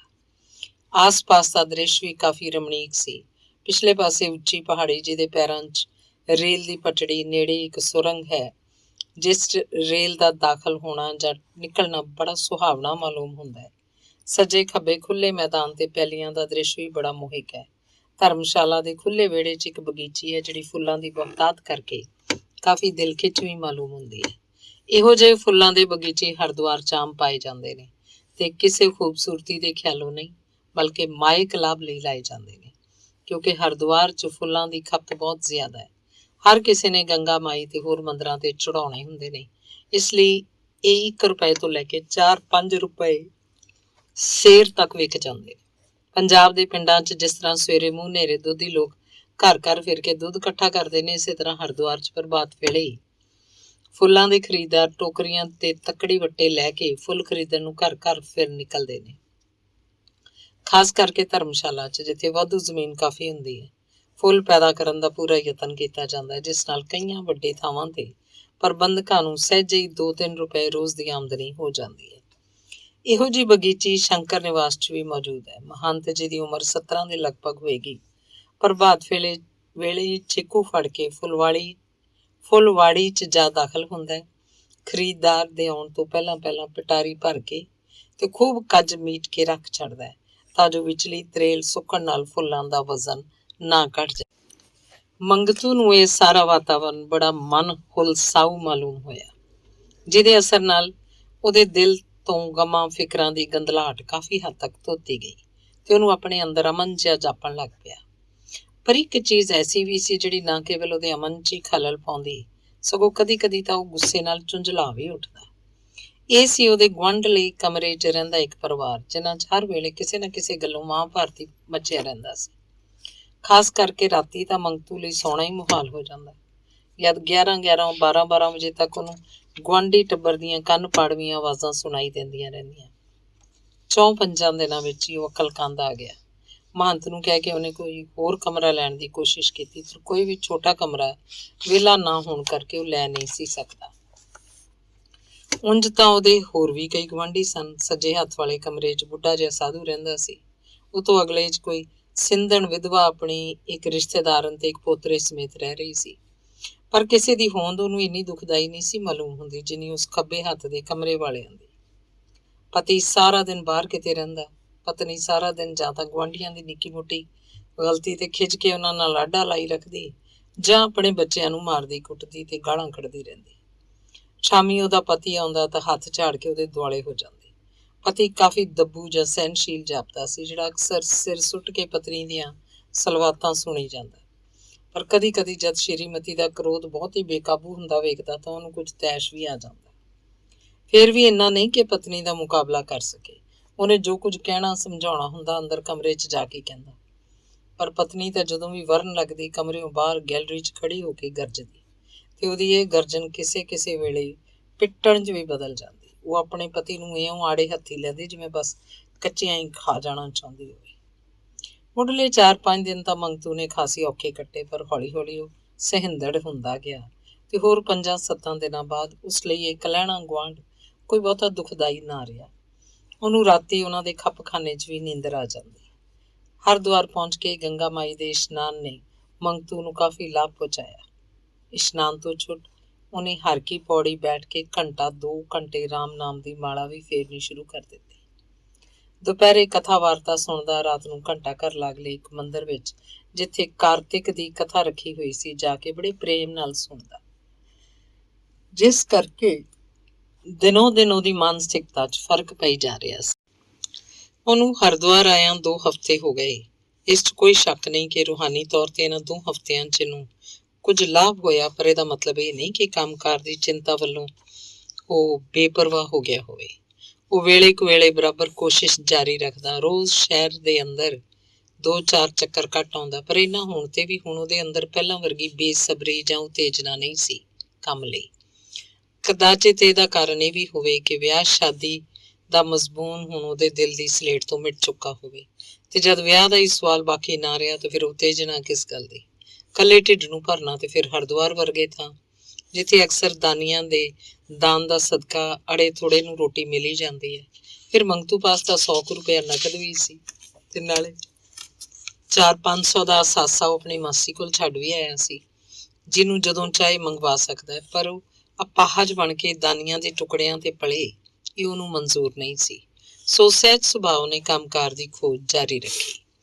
ਇਸੇ ਖੋਜ ਦੇ ਸਬੰਧ 'ਚ ਇੱਕ ਦਿਨ ਫਿਰਦਾ ਉਹ ਇੱਕ ਸ਼ਾਮ ਨੂੰ ਐਸੇ ਥਾਂ ਜਾ ਨਿਕਲਿਆ ਜਿੱਥੇ ਉਹਨੂੰ ਉਹੀ ਆਪਣਾ ਗੁਆਂਢੀ ਉਸੇ ਕਲਹਿਣੇ ਪਰਿਵਾਰ ਦਾ ਮਾਲਕ ਦਿਖਾਈ ਦਿੱਤਾ। ਉਹਦਾ ਤਾਂ ਖਿਆਲ ਸੀ ਗੁਆਂਢੀ ਕੋਈ ਮਾੜੀ ਮੋਟੀ ਹੱਟੀ ਪੱਟੀ ਜਾਂ ਫੇਰੀ ਫਾਰੀ ਦਾ ਕੰਮ ਕਰਦਾ ਹੋਏਗਾ। ਐਸਾ ਹੀ ਉਹਦੇ ਰਹਿਣ ਸਹਿਣ ਤੋਂ ਜਾਪਦਾ ਸੀ, ਪਰ ਉਹਦੀ ਹੈਰਾਨੀ ਦੀ ਹੱਦ ਨਾ ਰਹੀ ਜਦੋਂ ਉਹਨੇ ਇੱਕ ਛੋਟੇ ਜਿਹੇ ਮੰਦਿਰ ਦੀ 4 ਦੀਵਾਰੀ ਅੰਦਰ ਗੁਆਂਢੀ ਨੂੰ ਇੱਕ ਕਲਾਸ ਪੜ੍ਹਾਉਂਦਿਆਂ ਤੱਕਿਆ। ਅੰਦਰ ਦੇ ਵਰਾਂਡੇ 'ਚ ਛੋਟੀਆਂ-ਛੋਟੀਆਂ ਸਫ਼ਾਂ ਉੱਤੇ ਕੁਝ ਜਵਾਨ ਉਮਰ ਦੇ ਵਿਦਿਆਰਥੀ ਬੈਠੇ ਸਨ, ਜਿਨ੍ਹਾਂ ਦੀ ਗਿਣਤੀ 20 ਤੋਂ ਉੱਪਰ ਨਹੀਂ ਸੀ, ਤੇ ਉਹ ਸੱਜਣ ਬੜੀ ਡੂੰਘੀ ਲਗਨ ਨਾਲ ਇਹਨਾਂ ਨੂੰ ਪੜ੍ਹਾ ਰਿਹਾ ਸੀ। ਸਧਾਰਨ ਤੌਰ ਤੇ ਦੂਰੋਂ ਹੀ ਵੇਖ ਚਾਕ ਕੇ ਮੰਗਤੂ ਮੁੜ ਆਇਆ, ਪਰ ਨਾਲ ਹੀ ਇੱਕ ਨਵੀਂ ਤਮੰਨਾ ਨੂੰ ਲੈ ਕੇ ਕਿ ਮੈਂ ਵੀ ਇਸ ਕਲਾਸ 'ਚ ਦਾਖਲ ਹੋ ਸਕਦਾ। ਸਾਰਾ ਦਿਨ ਉਹ ਇਸੇ ਗੱਲ ਤੇ ਸੋਚਦਾ ਰਿਹਾ। ਆਪਣੇ ਦੋਸਤ ਸਰਦੂਲ ਦੀਆਂ ਪੜ੍ਹਾਈ ਬਾਰੇ ਕੀਤੀਆਂ ਨਸੀਹਤਾਂ ਇੱਕ ਵਾਰੀ ਫੇਰ ਉਹਦੇ ਅੰਦਰ ਜਾਗਰਤ ਹੋ ਉੱਠੀਆਂ। ਰਾਤੀ ਜਦ ਉਹਦਾ ਗੁਆਂਢੀ ਘਰ ਮੁੜਿਆ ਤਾਂ ਮੰਗਤੂ ਅਛੋਪਲੇ ਹੀ ਆਪਣੇ ਕਮਰੇ 'ਚੋਂ ਨਿਕਲ ਕੇ ਉਹਦੇ ਕਮਰੇ 'ਚ ਜਾ ਦਾਖਲ ਹੋਇਆ, ਤੇ ਉਹਨੇ ਜਦ ਪੜ੍ਹਨ ਦੀ ਖਾਹਿਸ਼ ਪ੍ਰਗਟ ਕੀਤੀ ਤਾਂ ਮਾਸਟਰ ਬੇਲੀ ਰਾਮ ਨੇ ਬੜੇ ਸਤਿਕਾਰ ਨਾਲ ਉਹਦੀ ਮੰਗ ਪ੍ਰਵਾਨ ਕਰ ਲਈ। ਮੰਗਤੂ ਨੇ ਫੀਸ ਬਾਰੇ ਪੁੱਛਿਆ ਤੇ ਇੰਨੀ ਗੱਲ ਕਹਿ ਕੇ ਮਾਮਲਾ ਖਤਮ ਕਰਤਾ। ਫੀਸ ਦੀ ਭਲੀ ਪੁੱਛੀ, ਜੋ ਥੋੜਾ ਬਹੁਤ ਸਰੇ ਤਾਂ ਦੇ ਛੱਡਣਾ, ਨਹੀਂ ਤੇ ਕੋਈ ਐਸੀ ਜ਼ਰੂਰੀ ਨਹੀਂ, ਤੁਸੀਂ ਕੱਲ ਤੋਂ ਬਕਾਇਦਾ ਕਲਾਸ 'ਚ ਆ ਜਾਇਆ ਕਰਨਾ। ਮਾਸਟਰ ਦੇ ਇੰਨੀ ਗੱਲ ਕਹਿਣ ਦੀ ਢਿੱਲ ਸੀ। ਬਾਹਰੋਂ ਦਗੜ ਦਗੜ ਕਰਦੀ ਉਹਦੀ ਪਤਨੀ ਆ ਧਮਕੀ, ਜਿਹੜੀ ਭਾਂਡੇ ਮਾਂਜਦੀ ਵਿੱਚੇ ਛੱਡ ਆਈ ਸੀ, ਸ਼ਾਇਦ ਪਤੀ ਦੀ ਛੇਕੜੀ ਗੱਲ ਸੁਣ ਕੇ, ਤੇ ਉਵੇਂ ਹੀ ਸੁਆਹ ਭਰੇ ਹੱਥਾਂ ਨੂੰ ਹਵਾ 'ਚ ਹਿਲਾਉਂਦੀ ਕੜਕੀ, ਆਹੋ ਜੀ, ਇੱਥੇ ਹਲ ਚੱਲਣ ਡਏ ਹੋਏ ਨੇ ਨਾ ਸਾਡੇ ਪਿਓ ਦੇ, ਜੋ ਬਗੈਰ ਫੀਸੋਂ ਪੜ੍ਹਾਉਂਦੇ ਰਹੀਏ। ਮੁਫਤ ਖੋਰਿਆਂ ਦੀ ਫੌਜ ਇਕੱਠੀ ਹੋਈ ਹੈ ਬਸ। ਉਹ ਭਲੀਏ ਲੋਕੀ, ਗੰਭੀਰਤਾ ਨਾਲ ਮਾਸਟਰ ਨੇ ਮਿੱਠੀ ਜੀ ਝਾੜ ਪਾਈ, ਗੱਲ ਤੇ ਕਰਨ ਦਿਆ ਕਰ, ਐਵੇਂ ਡਹਿ ਪੈਂਦੀ ਹੈ ਵਾਹ ਨੂੰ ਸੋਟੇ ਮਾਰਨ। ਪਰ ਪਤਨੀ ਨੇ ਅਸਰ ਉਲਟਾ ਹੀ ਕਬੂਲਿਆ। ਵਾਹ ਨੂੰ ਛੱਡ ਕੇ ਜੇ ਉਹਦਾ ਵਸ ਚੱਲਦਾ ਤਾਂ ਉਹ ਇਸ ਨਵੇਂ ਮੁਫਤਖੋਰੇ ਨੂੰ ਹੀ ਬੋਲਦੀ ਤੇ 2-4 ਸੋਟੇ ਜੜ ਦਿੰਦੀ ਜੇ 2 ਨਿਆਣਿਆਂ ਦੇ ਚਿੱਲਾਣ ਦੀ ਆਵਾਜ਼ ਨਾ ਸੁਣਾਈ ਦਿੰਦੀ। ਉਹਦਾ ਮੁੰਡਾ ਤੇ ਕੁੜੀ ਹੱਥ ਪੜੱਥੀ ਹੋ ਗਏ ਸਨ। ਪਤੀ ਤੇ ਉਹਦੇ ਬਣਨ ਵਾਲੇ ਸ਼ਾਗਿਰਦ ਉੱਤੇ ਝਾੜਨ ਲਈ ਜਿੰਨਾ ਕੁ ਨਜ਼ਲਾ ਬਾਕੀ ਰਹਿ ਗਿਆ ਸੀ ਉਹ ਬਾਹਰ ਜਾ ਕੇ ਉਹਨੇ ਦੋਹਾਂ ਬਾਲਾਂ ਤੇ ਉਲੱਦ ਦਿੱਤਾ। 2-4 ਥੱਪੜ ਇੱਕ ਨੂੰ, 2-4 ਦੂਜੇ ਨੂੰ। ਇੱਕ ਕੋਹਰਾਮ ਜਿਹਾ ਮਚ ਗਿਆ ਗੈਲਰੀ 'ਚ। ਮਗਰੋਂ ਮਾਸਟਰ ਨੇ ਮੰਗਤੂ ਨੂੰ ਸਹਿਜ ਨਾਲ ਸਮਝਾਇਆ ਕਿ ਇਸ ਜਨਾਨੀ ਦਾ ਦਿਮਾਗ ਕੁਝ ਖਰਾਬ ਹੈ, ਇਸ ਲਈ ਉਹਦੀਆਂ ਗੱਲਾਂ ਦਾ ਖਿਆਲ ਨਾ ਕਰੇ।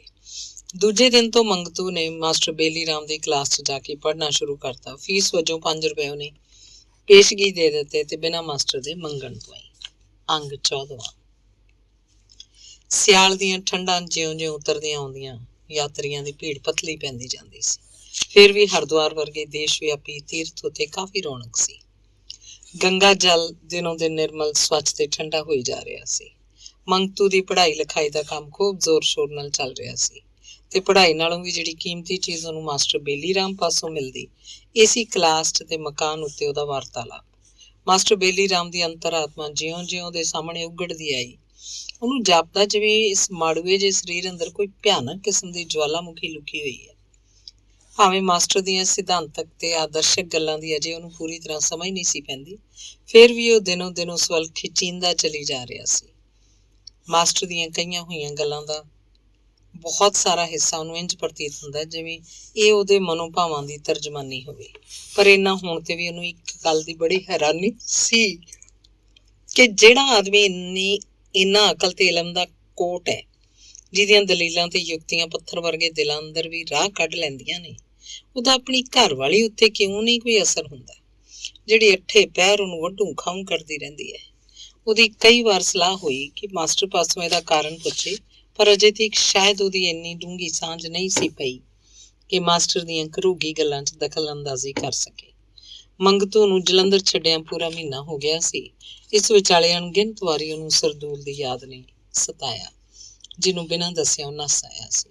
ਉਹਦਾ ਪੱਕਾ ਵਿਸ਼ਵਾਸ ਸੀ ਕਿ ਸਰਦੂਲ ਦੇ ਦਿਲ ਉੱਤੇ ਇਹਦਾ ਕਿੰਨਾ ਮਾੜਾ ਅਸਰ ਹੋਇਆ ਹੋਵੇਗਾ। ਇਹ ਤੋਂ ਛੁੱਟ ਆਪਣੇ ਮਾਲਕ ਤੁਲਸੀ ਬਾਰੇ ਵੀ ਕਈ ਵਾਰ ਉਹਦੇ ਅੰਦਰ ਉਤਰਾ ਚੜ੍ਹਾਅ ਪੈਦਾ ਹੋਏ, ਜਿਹਨੂੰ ਬਿਨਾਂ ਇਤਲਾਹ ਦਿੱਤਿਆਂ ਉਹਦੇ ਕੰਮ ਕਾਜ ਦਾ ਹਰਜ ਕਰਕੇ ਆ ਗਿਆ ਸੀ। ਫਿਰ ਉਹਨੇ 1.5 ਮਹੀਨੇ ਦੀ ਤਨਖਾਹ ਵੀ ਤਾਂ ਤੁਲਸੀ ਵੱਲ ਬਾਕੀ ਸੀ। ਉਹਨੇ ਕਈ ਵਾਰ ਸੋਚਿਆ ਕਿ ਉਹ ਨਾ ਸਰਦੂਲ ਨੂੰ ਇੱਕ ਚਿੱਠੀ ਲਿਖ ਦੇ, ਜਿਸ 'ਚ ਆਪਣੀ ਇਸ ਕਾਲੀ ਵਾਲੀ ਭੁੱਲ ਬਾਰੇ ਖਿਮਾ ਮੰਗਣ ਤੋਂ ਛੁੱਟ ਤਨਖਾਹ ਵਸੂਲ ਕਰਨ ਲਈ ਵੀ ਉਹਨੂੰ ਤਾਕੀਦ ਕਰੇ, ਪਰ ਨਹੀਂ ਲਿਖ ਸਕਿਆ। ਸਰਦੂਲ ਪਾਸ ਉਹਦੇ ਝੂਠ ਬੋਲ ਕੇ ਜਿਹੜੀਆਂ ਆਪਣੇ ਖਾਨਦਾਨੀ ਵਡਿੱਤਣ ਦੀਆਂ ਤੇ ਹੋਰ ਕਿਸਮ ਦੀਆਂ ਫੜਾ ਮਾਰੀਆਂ ਸਨ, ਇਹਦਾ ਸਾਰਾ ਪੋਲ ਤਾਂ ਉਸ ਕਾਰਡ ਦੀਆਂ 5-7 ਸਤਰਾਂ ਨੇ ਖੋਲ ਦਿੱਤਾ ਸੀ। ਫਿਰ ਹੁਣ ਉਹ ਕਿਹੜੇ ਮੂੰਹ ਨਾਲ ਸਰਦੂਲ ਨੂੰ ਕੁਝ ਲਿਖੇ? ਨਹੀਂ, ਭਾਵੇਂ ਕੁਝ ਵੀ ਹੋ ਜਾਏ, ਸਰਦੂਲ ਭਾਵੇਂ ਉਸ ਉੱਤੇ ਕਿੰਨਾ ਹੀ ਕਲਪੇ, ਕੁੜੇ ਤਨਖਾਹ ਉਹਦੀ ਨਿੱਜ ਨਾ ਵਸੂਲ ਹੋਵੇ, ਉਹ ਕਦੀ ਭੁੱਲ ਕੇ ਵੀ ਉਹਨੂੰ ਕੁਝ ਨਹੀਂ ਲਿਖੇਗਾ, ਨਾ ਹੀ ਆਪਣੇ ਪਤੇ ਟਿਕਾਣੇ ਬਾਬਤ ਉਹਨੂੰ ਕੁਝ ਦੱਸੇਗਾ। ਮਾਸਟਰ ਬੇਲੀ ਰਾਮ ਦੀ ਕਲਾਸ 'ਚ ਜਾ ਕੇ ਮੰਗਤੂ ਨੂੰ ਪੜ੍ਹਾਈ ਦਾ ਲਾਭ ਤਾਂ ਹੋਇਆ ਸੋ ਹੋਇਆ, ਇੱਕ ਚੀਜ਼ ਹੋਰ ਵੀ ਉਹਨੂੰ ਸੂਤ ਆ ਗਈ। ਉਹਦਾ ਇੱਕ ਜਮਾਤੀ ਘਟੀਅਲ ਜਿਹਾ ਹਲਵਾਈ ਸੀ। ਅਮਰਨਾਥ ਉਸੇ ਵਰਗਾ ਇੱਕ ਰੁਲਿਆ ਖੁਲਿਆ ਆਦਮੀ ਸੀ, ਜਿਹੜਾ ਕਦੀ ਪੱਛਮੀ ਪੰਜਾਬ 'ਚੋਂ ਰਿਫਿਊਜੀ ਬਣ ਕੇ ਆਇਆ ਸੀ ਤੇ ਹਰਿਦੁਆਰ ਦੇ ਇੱਕ ਪਸਿੱਤੇ ਜਿਹੇ ਬਾਜ਼ਾਰ 'ਚ ਇੱਕ ਖੋਖਾ ਕਿਸੇ ਥੋੜ ਪੂੰਜੀਏ ਪਾਸੋਂ ਖਰੀਦ ਕੇ ਉਹਨੇ ਦੁੱਧ ਦਹੀਂ ਦੀ ਦੁਕਾਨ ਪਾ ਲਈ ਸੀ। ਇੱਕ ਤਾਂ ਥਾਂ ਬੜੀ ਬੇਮੌਕਾ ਜਿਹਾ, ਦੂਜਾ ਵਿਚਾਰਾ ਅਮਰਨਾਥ ਪੂੰਜੀ ਵੱਲੋਂ ਉੱਕਾ ਹੀ ਫੱਕ ਸੀ, ਤੇ ਤੀਜਾ ਹਲਵਾਈਗਿਰੀ ਦੇ ਕੰਮ ਤੋਂ ਅਣਜਾਣ, ਜਿਸ ਕਰਕੇ ਉਹਦਾ ਕੰਮ ਦਿਨੋਂ ਦਿਨ ਹੇਠਾਂ ਹੀ ਜਾਈ ਗਿਆ। ਨਤੀਜਾ ਹੋਇਆ ਕਿ ਅੱਜ ਕੱਲ੍ਹ ਉਸ ਲਈ ਦੁਕਾਨ ਅਸਲੋਂ ਹੀ ਜਾਣ ਦਾ ਖੌਅ ਬਣੀ ਸੀ। ਮੰਗਤੂ ਪਾਸੋਂ ਜਦ ਗੱਲੋਂ ਗੱਲੀ ਅਮਰਨਾਥ ਨੂੰ ਪਤਾ ਲੱਗਿਆ ਕਿ ਉਹ ਮਠਿਆਈ ਬਣਾਉਣ ਦੇ ਹੁਨਰ ਤੋਂ ਵਾਕਫ ਹੈ ਤੇ ਕੁਝ ਨਾ ਕੁਝ ਰਾਸ ਪੂੰਜੀ ਵੀ ਪਾ ਸਕਦਾ, ਤਾਂ ਦੋਵਾਂ ਦੀ ਮਿਜਾ ਮਿਲ ਗਈ। ਮੰਗਤੂ ਨੇ ਆਪਣੇ ਮਾਸੜ ਨੂੰ ਚਿੱਠੀ ਲਿਖਤੀ ਕਿ ਉਹਦੇ ਵਿਆਹ ਬਾਰੇ ਉਹ ਲੋਕ ਕੋਈ ਤਰੱਦਦ ਨਾ ਕਰਨ। ਉਹਦਾ ਰਿਸ਼ਤਾ ਹਰਿਦੁਆਰ ਦੇ ਇੱਕ ਉੱਚੇ ਘਰਾਣੇ 'ਚ ਹੋ ਗਿਆ। ਇਹ ਤੋਂ ਛੋਟੋ ਨੇ ਹਰਿਦੁਆਰ 'ਚ ਇੱਕ ਬੜੇ ਵੱਡੇ ਪੈਮਾਨੇ ਤੇ ਹਲਵਾਈ ਦੀ ਦੁਕਾਨ ਖੋਲ ਲਈ ਹੈ, ਸੋ ਉਹਦਾ ਗਹਿਣਾ ਵੇਚ ਕੇ ਜਿੰਨੀ ਰਕਮ ਵੱਟੀ ਜਾਏ ਲਾਲਾ ਮੰਗਤ ਰਾਮ ਅਮਰਨਾਥ ਹਲਵਾਈ ਦੇ ਪਤੇ ਤੇ ਭੇਜ ਦਿੱਤੀ ਜਾਏ। ਇਹ ਤੋਂ ਕੁਝ ਹੀ ਦਿਨਾਂ ਬਾਅਦ ਉਹਨੂੰ 400 ਦਾ ਮਨੀ ਆਰਡਰ ਆ ਗਿਆ, ਜਿਸ 'ਚ 100 ਰੁਪਏ ਤੇ ਕੁਝ ਕੋਲੋਂ ਰਕਮ ਦੁਕਾਨ 'ਚ ਪਾ ਕੇ ਉਹਨੇ ਆਪਣਾ ਭਾਈਵਾਲ ਨਾਲ ਕੰਮ ਸ਼ੁਰੂ ਕੀਤਾ ਤੇ ਬਾਕੀ ਡਾਕਖਾਨੇ ਜਮ੍ਹਾਂ ਕਰਾ ਦਿੱਤੇ। ਹੁਣ ਉਹ ਦੁਕਾਨ ਤੇ ਕੰਮ ਕਰਦਾ, ਦੁਪਹਿਰੇ ਜਦੋਂ ਦੁਕਾਨ ਤੋਂ ਵਿਹਲ ਹੁੰਦੀ ਮਾਸਟਰ ਬੇਲੀ ਰਾਮ ਦੀ ਕਲਾਸ 'ਚ ਜਾ ਕੇ ਪੜ੍ਹਾਈ ਕਰਦਾ। ਇਸ ਤਰ੍ਹਾਂ ਕੰਮਕਾਰ ਬਾਰੇ ਉਹਦੀ ਚਿੰਤਾ ਦੂਰ ਹੋ ਗਈ ਤੇ ਨਾਲੇ ਪੜ੍ਹਾਈ ਦੀ ਲਗਨ ਜਿਹੜੀ ਸਰਦੂਲ ਨੇ ਉਹਦੇ ਅੰਦਰ ਲਾਈ ਸੀ ਵੀ ਪੂਰੀ ਹੋਈ ਜਾ ਰਹੀ ਸੀ। ਪਰ ਇਹ ਹਲਵਾਈ ਪੁਣੇ ਦਾ ਕੰਮ ਜਿਸ ਉਤਸ਼ਾਹ ਨਾਲ ਉਹਨੇ ਆਰੰਭਿਆ ਸੀ, ਇਹ ਬਹੁਤੇ ਦਿਨ ਕਾਇਮ ਨਾ ਰਹਿ ਸਕਿਆ। ਜਲੰਧਰ ਹੁੰਦਿਆਂ ਉਹ ਆਪਣੇ ਮਾਲਕ ਤੁਲਸੀ ਨੂੰ ਕੰਮ 'ਚ ਬੇਈਮਾਨੀ ਕਰਦੇ ਵੇਖ ਕੇ ਕੁੜਿਆ ਕਰਦਾ ਸੀ। ਪਰ ਇੱਥੇ ਆ ਕੇ ਉਹਨੂੰ ਇੱਕ ਨਵਾਂ ਤਜਰਬਾ ਹੋਇਆ ਕਿ ਬਿਨਾਂ ਪਾਪ ਕੁਸੱਤ ਤੋਂ ਹਰਿਦੁਆਰ 'ਚ ਦੁੱਧ ਦਹੀਂ ਦਾ ਕੰਮ ਚੱਲ ਹੀ ਨਹੀਂ ਸਕਦਾ। ਉਹਦੇ ਭਾਈਵਾਲ ਨੇ ਇੱਥੋਂ ਦੇ ਰਿਵਾਜ ਅਨੁਸਾਰ ਦੁੱਧ ਮਿਣਨ ਵਾਲੇ ਭਬਕੇ ਹੇਠੋਂ ਚਿੱਬੇ ਕਰਕੇ ਇਸ ਤਰ੍ਹਾਂ ਦੇ ਬਣਾਏ ਸੀ ਕਿ ਉਹਨਾਂ 'ਚ ਪਾ ਦੇ ਥਾਂ 3 ਛਟਾਂਕਾਂ ਦੁੱਧ ਮਿਣਦਾ ਸੀ।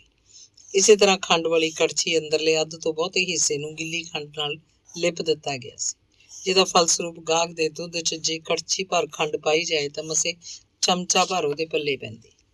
ਇਹ ਤੋਂ ਛੁੱਟ ਹਰਿਦੁਆਰ ਦੇ ਹਲਵਾਈਆਂ ਲਈ ਇੱਕ ਹੋਰ ਖਲਜਗਲ ਇਹ ਸੀ ਕਿ ਉਹਨਾਂ ਨੂੰ ਦੁੱਧ ਖਰੀਦਣਾ ਪੈਂਦਾ ਥੋਕ ਵਪਾਰੀਆਂ ਪਾਸੋਂ, ਜਿਨ੍ਹਾਂ ਨੇ ਲਾਗ ਪਾਸ ਦੇ ਗਵਾਲਿਆਂ ਨਾਲ ਲੰਮੀਆਂ ਵਾਧਾਂ ਕੀਤੀਆਂ ਹੋਈਆਂ ਸੀ। ਇਹ ਥੋਕ ਵਪਾਰੀ ਮਨਮਰਜ਼ੀ ਦਾ ਭਾਅ ਲਾਉਂਦੇ ਤੇ ਦੁੱਧ 'ਚ ਇੰਨਾ ਪਾਣੀ ਪਾ ਦਿੰਦੇ ਕਿ ਜੇ 4 ਪੈਸਿਆਂ ਦੀ ਬੱਚਤ ਹੁੰਦੀ ਤਾਂ ਘੱਟ ਮਿਣ ਕੇ ਜਾਂ ਥੋੜ੍ਹਾ ਬਹੁਤਾ ਪਾਣੀ ਮਿਲਾ ਕੇ ਫਿਰ ਪਾਣੀ ਦਾ ਪਤਲਾਪਨ ਦੂਰ ਕਰਨ ਲਈ ਦੁੱਧ 'ਚ ਸੰਘਾੜਿਆਂ ਦਾ ਆਟਾ ਜਾਂ ਹੋਰ ਕੋਈ ਇਹੋ ਜਿਹੀ ਬਦਬਲਾ ਰਲਾਉਣੀ ਪੈਂਦੀ। ਮੰਗਤੂ ਬੜਾ ਘਬਰਾਇਆ ਇਸ ਵਿਹਾਰ ਨੂੰ ਵੇਖ ਕੇ। ਕਿੰਨੇ ਦਿਨ ਉਹਨੇ ਭਾਈਵਾਲ ਨਾਲ ਇਸੇ ਗੱਲ ਦਾ ਆਡਾ ਲਾਈ ਰੱਖਿਆ ਕਿ ਉਹ ਪਹਿਲਾਂ ਤੋਂ ਹੀ ਇਸ ਤਰ੍ਹਾਂ ਦੀ ਕੋੜੀ ਦੁਕਾਨਦਾਰੀ ਤੋਂ ਨਫ਼ਰਤ ਕਰਦਾ ਹੈ। ਪਰ ਭਾਈਵਾਲ ਦੀਆਂ ਦਲੀਲਾਂ ਵੀ ਤਾਂ ਸੁੱਟ ਪਾਉਣ ਵਾਲੀਆਂ ਨਹੀਂ ਸੀ। ਕੰਮ ਕਾਜ 'ਚ ਜੇ ਪੂਰੀ ਇਮਾਨਦਾਰੀ ਵਰਤੀ ਜਾਏ ਤੇ ਇਹਦਾ ਨਤੀਜਾ ਛੁੱਟ ਦਿਵਾਲੀਏਪਨ ਤੋਂ ਹੋਰ ਕੁਝ ਨਹੀਂ ਹੋਏਗਾ। ਫਿਰ ਜਦ ਕਿ ਦੁਕਾਨ ਵੀ ਬੇਮੌਕਾ ਜਿਹੀ ਥਾਂ ਤੇ ਸੀ। ਛੇਕੜ ਮਨ ਮਾਰ ਕੇ ਮੰਗਤੂ ਨੂੰ ਆਪਣੇ ਭਾਈਵਾਲ ਦੇ ਰਸਤੇ ਤੁਰਨਾ ਪਿਆ। ਫਿਰ ਵੀ ਮੰਗਤੂ ਨੂੰ ਇੰਨਾ ਲਾਭ ਅਵਸ਼ ਹੋਇਆ ਕਿ ਉਹਨੂੰ ਥੋੜਾ ਬਹੁਤ ਸ਼ੁਗਲ ਮਿਲ ਗਿਆ। ਉਹਨੇ ਮਠਿਆਈ ਦਾ ਕੰਮ ਵੀ ਸ਼ੁਰੂ ਕਰਤਾ, ਪਰ ਵਿਕਰੀ 'ਚ ਕੋਈ ਖਾਸ ਵਾਧਾ ਨਾ ਹੋ ਸਕਿਆ ਕਿਉਂਕਿ ਗਾਹਕ ਦੀ ਆਮਦ ਰਫਤੀ ਇਸ ਪਾਸੇ ਪੇਤਲੀ ਸੀ। ਕੁਝ ਕੰਮ ਦਾ ਰੁਝੇਵਾਂ, ਕੁਝ ਪੜ੍ਹਾਈ ਦਾ ਰੁਝੇਵਾਂ, ਇਸ ਨਾਲ ਮੰਗਤੂ ਨੂੰ ਆਪਣਾ ਮਨ ਕਾਫੀ ਆਰਾਸਤਾ ਮਾਲੂਮ ਹੋਣ ਲੱਗ ਪਿਆ।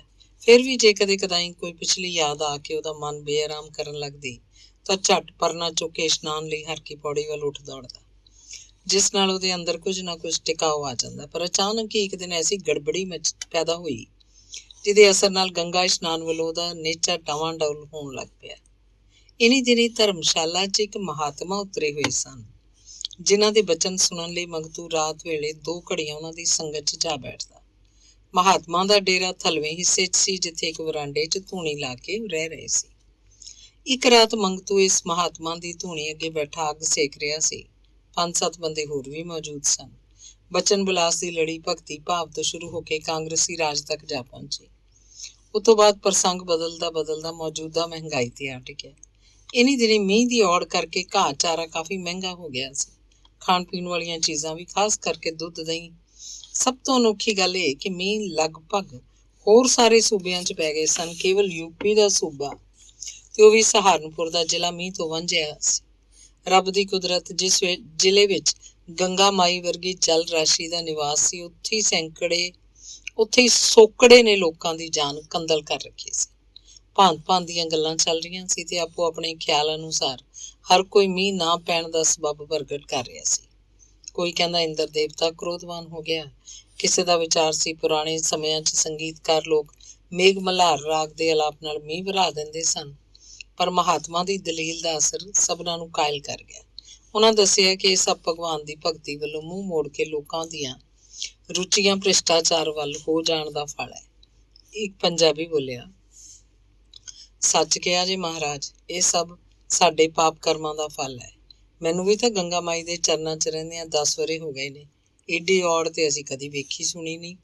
ਸੁਣਿਆ ਦਿੱਲੀ ਅੰਬਾਲੇ 'ਚ ਆਖਰਾਂ ਦੀ ਬਾਰਿਸ਼ ਹੋਈ ਹੈ। ਪਤਾ ਨਹੀਂ ਇੱਥੇ ਗੰਗਾ ਮਾਈ ਦੇ ਚਰਨਾਂ 'ਚ ਕਿਉਂ ਏਡੀ ਔੜ ਲੱਗੀ ਹੋਈ ਹੈ। महात्मा बोले, राम के भक्त, सुना नहीं तुमने कि एक मच्छी सारा जल गंदा कर देती है। जाने कौन सा पाप आत्मा यहाँ पर आ बसा है। तुम ठीक 10 बरस से इस शहर में रहते हो, परंतु जो जो नारकीय कुकर्म इस नगरी में होते हैं उन्हें तुम लोग नहीं जान पाए। यहाँ पर ऐसे ऐसे लोग आते हैं जिनका मनोरथ केवल विषय भोग और दुराचार होता है। वे लोग दूर दूर से गांव की छोकरियां भगा लाते हैं और इस पवित्र नगरी में ऐसी ऐसी अनर्थकारी करते हैं कि सुनकर रोंगटे खड़े हो जाए। ਤੇ ਮਹਾਤਮਾ ਦੋਵੇਂ ਹੱਥ ਆਕਾਸ਼ ਵੱਲ ਜੋੜ ਕੇ ਨਾਰਾਇਣ ਨਾਰਾਇਣ ਪੁਕਾਰਨ ਲੱਗ ਪਿਆ। ਮੰਗਤੂ ਡੂੰਘੇ ਧਿਆਨ ਨਾਲ ਇਹ ਵਾਰਤਾਲਾਪ ਸੁਣ ਰਿਹਾ ਸੀ। ਮਹਾਤਮਾ ਦੀਆਂ ਛੇਕੜਲੀਆਂ ਗੱਲਾਂ ਸੁਣ ਕੇ ਉਹਦੇ ਅੰਦਰ ਦੇ ਕਿਸੇ ਅੱਲੇ ਥਾਂ ਤੇ ਜਿਵੇਂ ਕੋਈ ਵਦਾਨ ਦੀ ਸੱਟ ਆ ਵੱਜੀ। ਗਾਉਂ ਕੀ ਛੋਕਰੀਆਂ ਬਗਾ ਲਾਤੇ ਹੈ। ਉਹਦੇ ਹਿਰਦੇ 'ਚ ਇਹਨਾਂ ਸ਼ਬਦਾਂ ਨੇ ਜਿਵੇਂ ਕੋਈ ਬਰੂਦ ਦਾ ਪਲੀਤਾ ਲਾ ਦਿੱਤਾ। ਉਸਦੀ ਰਗ ਰਗ ਬਲ ਉੱਠੀ। ਉਹਦੀ ਜੀਵਨ ਪੁਸਤਕ ਦਾ ਕੋਈ ਭੁੱਲਾ ਵਿਸਰਿਆ ਕਾਂਡ ਇੱਕ ਵਾਰੀ ਫਿਰ ਉਹਦੇ ਸਾਹਮਣੇ ਉਗੜ ਆਇਆ। ਉਹਦੇ ਕੰਨਾਂ 'ਚ ਕੁਝ ਤੇਜ਼ਾਬੀ ਜੀਆਂ ਆਵਾਜ਼ਾਂ ਗੂੰਜਣ ਲੱਗ ਪਈਆਂ। ਉਦਲ ਗਈ ਦਾ। ਉਹਨੇ ਨਜ਼ਰ ਭਰ ਕੇ ਸਾਧੂ ਵੱਲ ਤੱਕਿਆ। ਉਹਨੂੰ ਵਿਸ਼ਵਾਸ ਜਿਹਾ ਹੋ ਗਿਆ ਜਿਵੇਂ ਜਟਾਧਾਰੀ ਕੋਈ ਉਹਦਾ ਪੁਰਾਣਾ ਭੇਤੀ ਹੈ, ਜਿਹੜਾ ਕੇਵਲ ਉਸੇ ਨੂੰ ਸੁਣਾਉਣ ਖਾਤਰ ਪਾਪ ਤੇ ਦੁਰਾਚਾਰ ਦੀ ਵਿਆਖਿਆ ਛੇੜ ਬੈਠਾ। ਜਿਵੇਂ ਉਸੇ ਨੂੰ ਸੁਣਾ ਕੇ ਕਹਿ ਰਿਹਾ ਹੋਵੇ, ਜਾਣੇ ਕੌਣ ਸਾ ਦੁਰਾਚਾਰੀ। ਮੰਗਤੂ ਲਈ ਬੈਠੇ ਰਹਿਣਾ ਮੁਸ਼ਕਿਲ ਹੋ ਗਿਆ ਤੇ ਅੰਦਰਲੇ ਮੱਚ ਰਹੇ ਭਾਂਬੜ ਦਾ ਸੇਕ ਸਹਾਰਨਾ ਜਦ ਉਸ ਲਈ ਉੱਕਾ ਹੀ ਦੁੱਬਰ ਹੋ ਗਿਆ ਤਾਂ ਉਹ ਝਟਪਟ ਉੱਠ ਕੇ ਉੱਪਰੋਂ ਗੈਲਰੀ ਤੇ ਖਿਲ ਰਿਹਾ ਹੋਇਆ ਆਪਣਾ ਪਰਨਾ ਚੁੱਕ ਲਿਆ। ਉਹਨੂੰ ਬਾਹਰ ਨਿਕਲਦਿਆਂ ਵੇਖ ਕੇ ਇੱਕ ਗੁਆਂਢੀ ਨੇ ਪੁੱਛਿਆ, ਕਿੱਧਰ ਤੁਰ ਪਿਆ ਮੰਗਤੂ ਰਾਮਾ? ਇਸ਼ਨਾਨ ਕਰਨ। ਗੁਆਂਢੀ ਨੇ ਹੈਰਾਨੀ ਨਾਲ ਪੁੱਛਿਆ, ਉਹ ਇਸ ਵੇਲੇ ਇੰਨੀ ਠੰਡ 'ਚ? ਸ਼ੁਦਾਈਆ, ਨਮੂਨੀਆ ਨਾ ਕਿਤੇ ਹੋ ਜਾਏ। ਪਰ ਮੰਗਤੂ ਨੇ ਇਹਦੀ ਨਸੀਹਤ ਵੱਲ ਧਿਆਨ ਨਹੀਂ ਦਿੱਤਾ। ਉਵੇਂ ਹੀ ਪਰਨਾ ਫੜੀ ਧਰਮਸ਼ਾਲਾ ਦੇ ਵੱਡੇ ਬੂਹੇ 'ਚੋਂ ਬਾਹਰ ਨਿਕਲ ਗਿਆ। ਹਨੇਰਾ ਕਾਫੀ ਹੋ ਚੁੱਕਾ ਸੀ। ਸਰਦੀ ਵੀ ਕੜਾਕੇ ਦੀ ਪੈ ਰਹੀ ਸੀ। ਫਿਰ ਵੀ ਦੁਕਾਨਾਂ ਉੱਤੇ ਅਜੇ ਰੌਣਕ ਸੀ, ਖਾਸ ਕਰਕੇ ਜਨਾਨੀਆਂ ਦੀ, ਜਿਹੜੀਆਂ ਕਥਾ ਵਾਰਤਾ ਸੁਣਨ ਤੋਂ ਵਿਹਲੀਆਂ ਹੋ ਕੇ ਘਰੋਂ ਘਰੀ ਜਾ ਰਹੀਆਂ ਸਨ। ਮੰਗਤੂ ਦੀ ਨਿਗਾਹ ਹਰ ਇੱਕ ਬੁੱਢੀ ਨੱਢੀ ਤੇ ਉਸੇ ਤਰ੍ਹਾਂ ਫਿਰਦੀ ਜਾ ਰਹੀ ਸੀ ਜਿਵੇਂ ਲਗਭਗ ਸਾਰੀਆਂ ਕਿਸੇ ਅਮੀਰ ਸ਼ਾਹੂਕਾਰ ਦੇ ਯਤਨਾਂ ਨਾਲ ਪਿੰਡਾਂ 'ਚੋਂ ਉਧਾਲ ਕੇ ਲਿਆਂਦੀਆਂ ਗਈਆਂ ਹੋਣ। ਜਿਸ ਵੀ ਜਨਾਨਾ ਚਿਹਰੇ ਵੱਲ ਉਹਦੀ ਨਜ਼ਰ ਜਾਂਦੀ, ਉਹਦੀ ਨੁਹਾਰ ਵਿੱਚੋਂ ਉਹਨੂੰ ਕੋਈ ਹੋਰ ਚਿਹਰਾ ਦਿਖਾਈ ਦੇਣ ਲੱਗ ਪੈਂਦਾ। ਐਸਾ ਚਿਹਰਾ ਜੋ ਸ਼ਾਇਦ ਅੱਜ ਤੀਕ ਉਹਦੀਆਂ ਅੱਖਾਂ ਨੇ ਕਦੀ ਨਹੀਂ ਸੀ ਵੇਖਿਆ। ਜੇ ਕਦੀ ਵੇਖਿਆ ਵੀ ਹੋਏਗਾ ਤਾਂ ਉਹਦਾ ਕੋਈ ਇੱਕ ਵੀ ਨਕਸ਼ ਉਹਦੀ ਯਾਦ ਤਖਤੀ ਉੱਤੇ ਕਾਇਮ ਨਹੀਂ ਸੀ ਰਿਹਾ। ਜੋ ਵੀ ਚਿੱਟ ਕੱਪੜੀਆ ਲਾਲਾ ਜੀ ਜਾਂ ਉੱਚ ਸ਼੍ਰੇਣੀ ਦਾ ਸਰਦਾਰ ਲੰਘਦਾ ਨਜ਼ਰੀ ਆਉਂਦਾ, ਉਹਨੂੰ ਉਹ ਸ਼ੱਕੀ ਜਿਹੀ ਨਜ਼ਰ ਨਾਲ ਤੱਕੀ ਜਾਂਦਾ, ਮਾਨੋ ਇਹ ਲੋਕ ਹੁਣੇ ਕੋਈ ਉਧਾਲਾ ਕਰਕੇ ਆ ਪਹੁੰਚੇ ਹੋਣ। ਹਰ ਕੀ ਪੌੜੀ ਪਹੁੰਚ ਕੇ ਉਸ ਕੱਪੜੇ ਉਤਾਰੇ, ਪਰਨਾ ਤੇੜ ਬੱਧਾ ਤੇ ਫਿਰ ਜਲ 'ਚ ਉਤਰ ਕੇ ਟੁੱਬੀ ਲਾਈ। ਬਾਹਰ ਨਿਕਲ ਕੇ ਪਰਨੇ ਦੇ ਲੜ ਨਾਲ ਪਿੰਡਾ ਪੂੰਝਦਾ ਉਹ ਮੁੜ ਦੂਜੀ ਵਾਰੀ ਪਾਣੀ 'ਚ ਜਾ ਉਤਰਿਆ। ਇੱਕ ਟੁੱਬੀ ਹੋਰ, ਇੱਕ ਹੋਰ, ਫਿਰ ਇੱਕ ਹੋਰ। ਕਿੰਨਾ ਚਿਰ ਉਹ ਟੁੱਬੀਆਂ ਤੇ ਟੁੱਬੀਆਂ ਲਾਂਦਾ ਗਿਆ। ਬਾਹਰ ਨਿਕਲਦਾ, ਫਿਰ ਜਲ 'ਚ ਜਾ ਵੜਦਾ। ਪਰ ਅੱਜ ਪਤਾ ਨਹੀਂ ਗੰਗਾ ਮਾਈ ਦੇ ਜਲ ਦੀ ਸ਼ਕਤੀ ਘਟ ਗਈ ਸੀ ਜਾਂ ਉਹਦੀ ਨੇਚਾ 'ਚ ਹੀ ਕੁਝ ਫਰਕ ਆ ਗਿਆ ਸੀ ਕਿ ਅਸਰ ਸਗੋਂ ਉਲਟਾ ਹੀ ਹੁੰਦਾ ਚਲਾ ਗਿਆ। ਗੰਗਾ ਮਾਈ ਦਾ ਜਲ ਉਹਦੇ ਸਰੀਰ ਨੂੰ ਜ਼ਰੂਰ ਠਾਰੀ ਜਾਂਦਾ ਸੀ, ਪਰ ਕੀ ਇਸ ਵੇਲੇ ਉਹ ਨਿਹਰਾ ਪਿੰਡਾ ਠੰਡਾ ਕਰਨ ਲਈ ਹੀ ਹਰ ਕੀ ਪੌੜੀ ਵੱਲ ਭੱਜਾ ਆਇਆ ਸੀ? ਅੰਗ 15ਵਾਂ। ਕਿਸੇ ਜ਼ਖਮ ਦਾ ਹਰ ਵੇਲੇ ਸਿਮਦੇ ਰਿਸਦੇ ਰਹਿਣਾ ਦੁਖਦਾਈ ਹੁੰਦਾ ਹੈ, ਪਰ ਜਿਸ ਜ਼ਖਮ ਨੂੰ ਉੱਪਰੋਂ ਅੰਗੂਰ ਆ ਚੁੱਕਾ ਤੇ ਅੰਦਰੋਂ ਅੱਲਾ ਰਹਿ ਗਿਆ ਹੋਵੇ, ਉਹ ਕਿੰਨਾ ਕੁ ਦੁਖਦਾਈ ਹੁੰਦਾ ਹੋਏਗਾ। ਅੰਦਰੇ ਅੰਦਰ ਜ਼ਹਿਰ ਫੈਲਦੇ ਰਹਿਣ ਕਰਕੇ ਬਿਮਾਰ ਦੀਆਂ ਹੱਡੀਆਂ ਤੱਕ ਜਿਹਦੇ ਅਸਰ ਤੋਂ ਨਾ ਬਚ ਸਕੀਆਂ ਹੋਣ। ਇਸ ਉੱਤੇ ਵਾਧਾ ਇਹ ਕਿ ਸਮੇਂ ਕੁ ਸਮੇਂ ਜਦ ਕਿਸੇ ਸੱਟ ਫੇਟ ਨਾਲ ਅੰਗੂਰ ਵਾਲਾ ਥਾਂ ਛਿਲਿਆ ਜਾਏ, ਉਸ ਵੇਲੇ ਰੋਗੀ ਦੀ ਕੀ ਹਾਲਤ ਹੁੰਦੀ ਹੋਏਗੀ। ਇਹੋ ਜਿਹੀ ਅਸਹਿ ਤਕਲੀਫ ਦਾ ਅਨੁਮਾਨ ਲਾਉਣਾ ਸੌਖਾ ਨਹੀਂ। ਫਿਰ ਜਿਸ ਆਦਮੀ ਦੇ ਸਰੀਰ ਉੱਤੇ ਨਹੀਂ ਸਗੋਂ ਦਿਲ ਦੇ ਕਿਸੇ ਹਿੱਸੇ ਉੱਤੇ ਇਸ ਕਿਸਮ ਦਾ ਜ਼ਖਮ ਹੋਵੇ, ਉਹਦੀ ਹਾਲਤ ਤਾਂ ਸ਼ਾਇਦ ਸਾਡੀ ਕਲਪਨਾ ਤੋਂ ਵੀ ਬਾਹਰ ਹੁੰਦੀ ਹੋਏਗੀ। ਮੰਗਤੂ ਇਹਨੀ ਦਿਨੀ ਫਿਰ ਇਹੋ ਜਿਹੀ ਮਾਨਸਿਕ ਪੀੜ ਦਾ ਸ਼ਿਕਾਰ ਹੋ ਰਿਹਾ ਸੀ। ਗੰਗਾ ਇਸ਼ਨਾਨ ਜਿਹਨੂੰ ਮੰਗਤੂ ਨੇ ਆਪਣੇ ਜਾਣੇ ਹਰ ਦੁੱਖ ਸੋਗ ਦਾ ਇਲਾਜ ਸਮਝ ਕੇ ਅਪਣਾਇਆ ਸੀ, ਦਿਨੋਂ ਦਿਨ ਬੇਅਸਰ ਸਾਬਤ ਹੋ ਰਿਹਾ ਸੀ। ਇਹੋ ਹਾਲ ਉਹਦੇ ਪੂਜਾ ਪਾਠ ਦਾ ਸੀ। ਜਦ ਤੋਂ ਉਹਨੂੰ ਮਾੜਾ ਮੋਟਾ ਪੜ੍ਹਨ ਦਾ ਅਹਿਸਾਸ ਹੋ ਗਿਆ, ਉਹਨੇ ਇੱਕ ਮੋਟੇ ਅੱਖਰਾਂ ਵਾਲੀ ਗੀਤਾ ਦੀ ਪੋਥੀ ਲੈ ਆਂਦੀ ਤੇ ਰੋਜ਼ ਪ੍ਰਭਾਤ ਵੇਲੇ ਹਰ ਕੀ ਪੌੜੀ ਬੈਠ ਕੇ ਉਹਦਾ ਪਾਠ ਕਰਦਾ ਤੇ ਇਸ ਪਾਠ ਵਿੱਚ ਉਹਨੂੰ ਕਾਫੀ ਆਤਮ ਆਨੰਦ ਪ੍ਰਾਪਤ ਹੁੰਦਾ ਸੀ। ਪਰ ਇੱਧਰ ਕੁਝ ਦਿਨਾਂ ਤੋਂ ਇਹ ਆਨੰਦ ਪਤਾ ਨਹੀਂ ਕਿੱਧਰ ਲੋਪ ਹੋ ਗਿਆ। ਪਾਠ ਕਰਦਿਆਂ ਉਹਨੂੰ ਜਾਪਦਾ ਜਿਵੇਂ ਰੇਤ ਦੀ ਕੰਧ ਉੱਤੇ ਪੱਚਰਕਾਰੀ ਕਰ ਰਿਹਾ ਹੋਵੇ।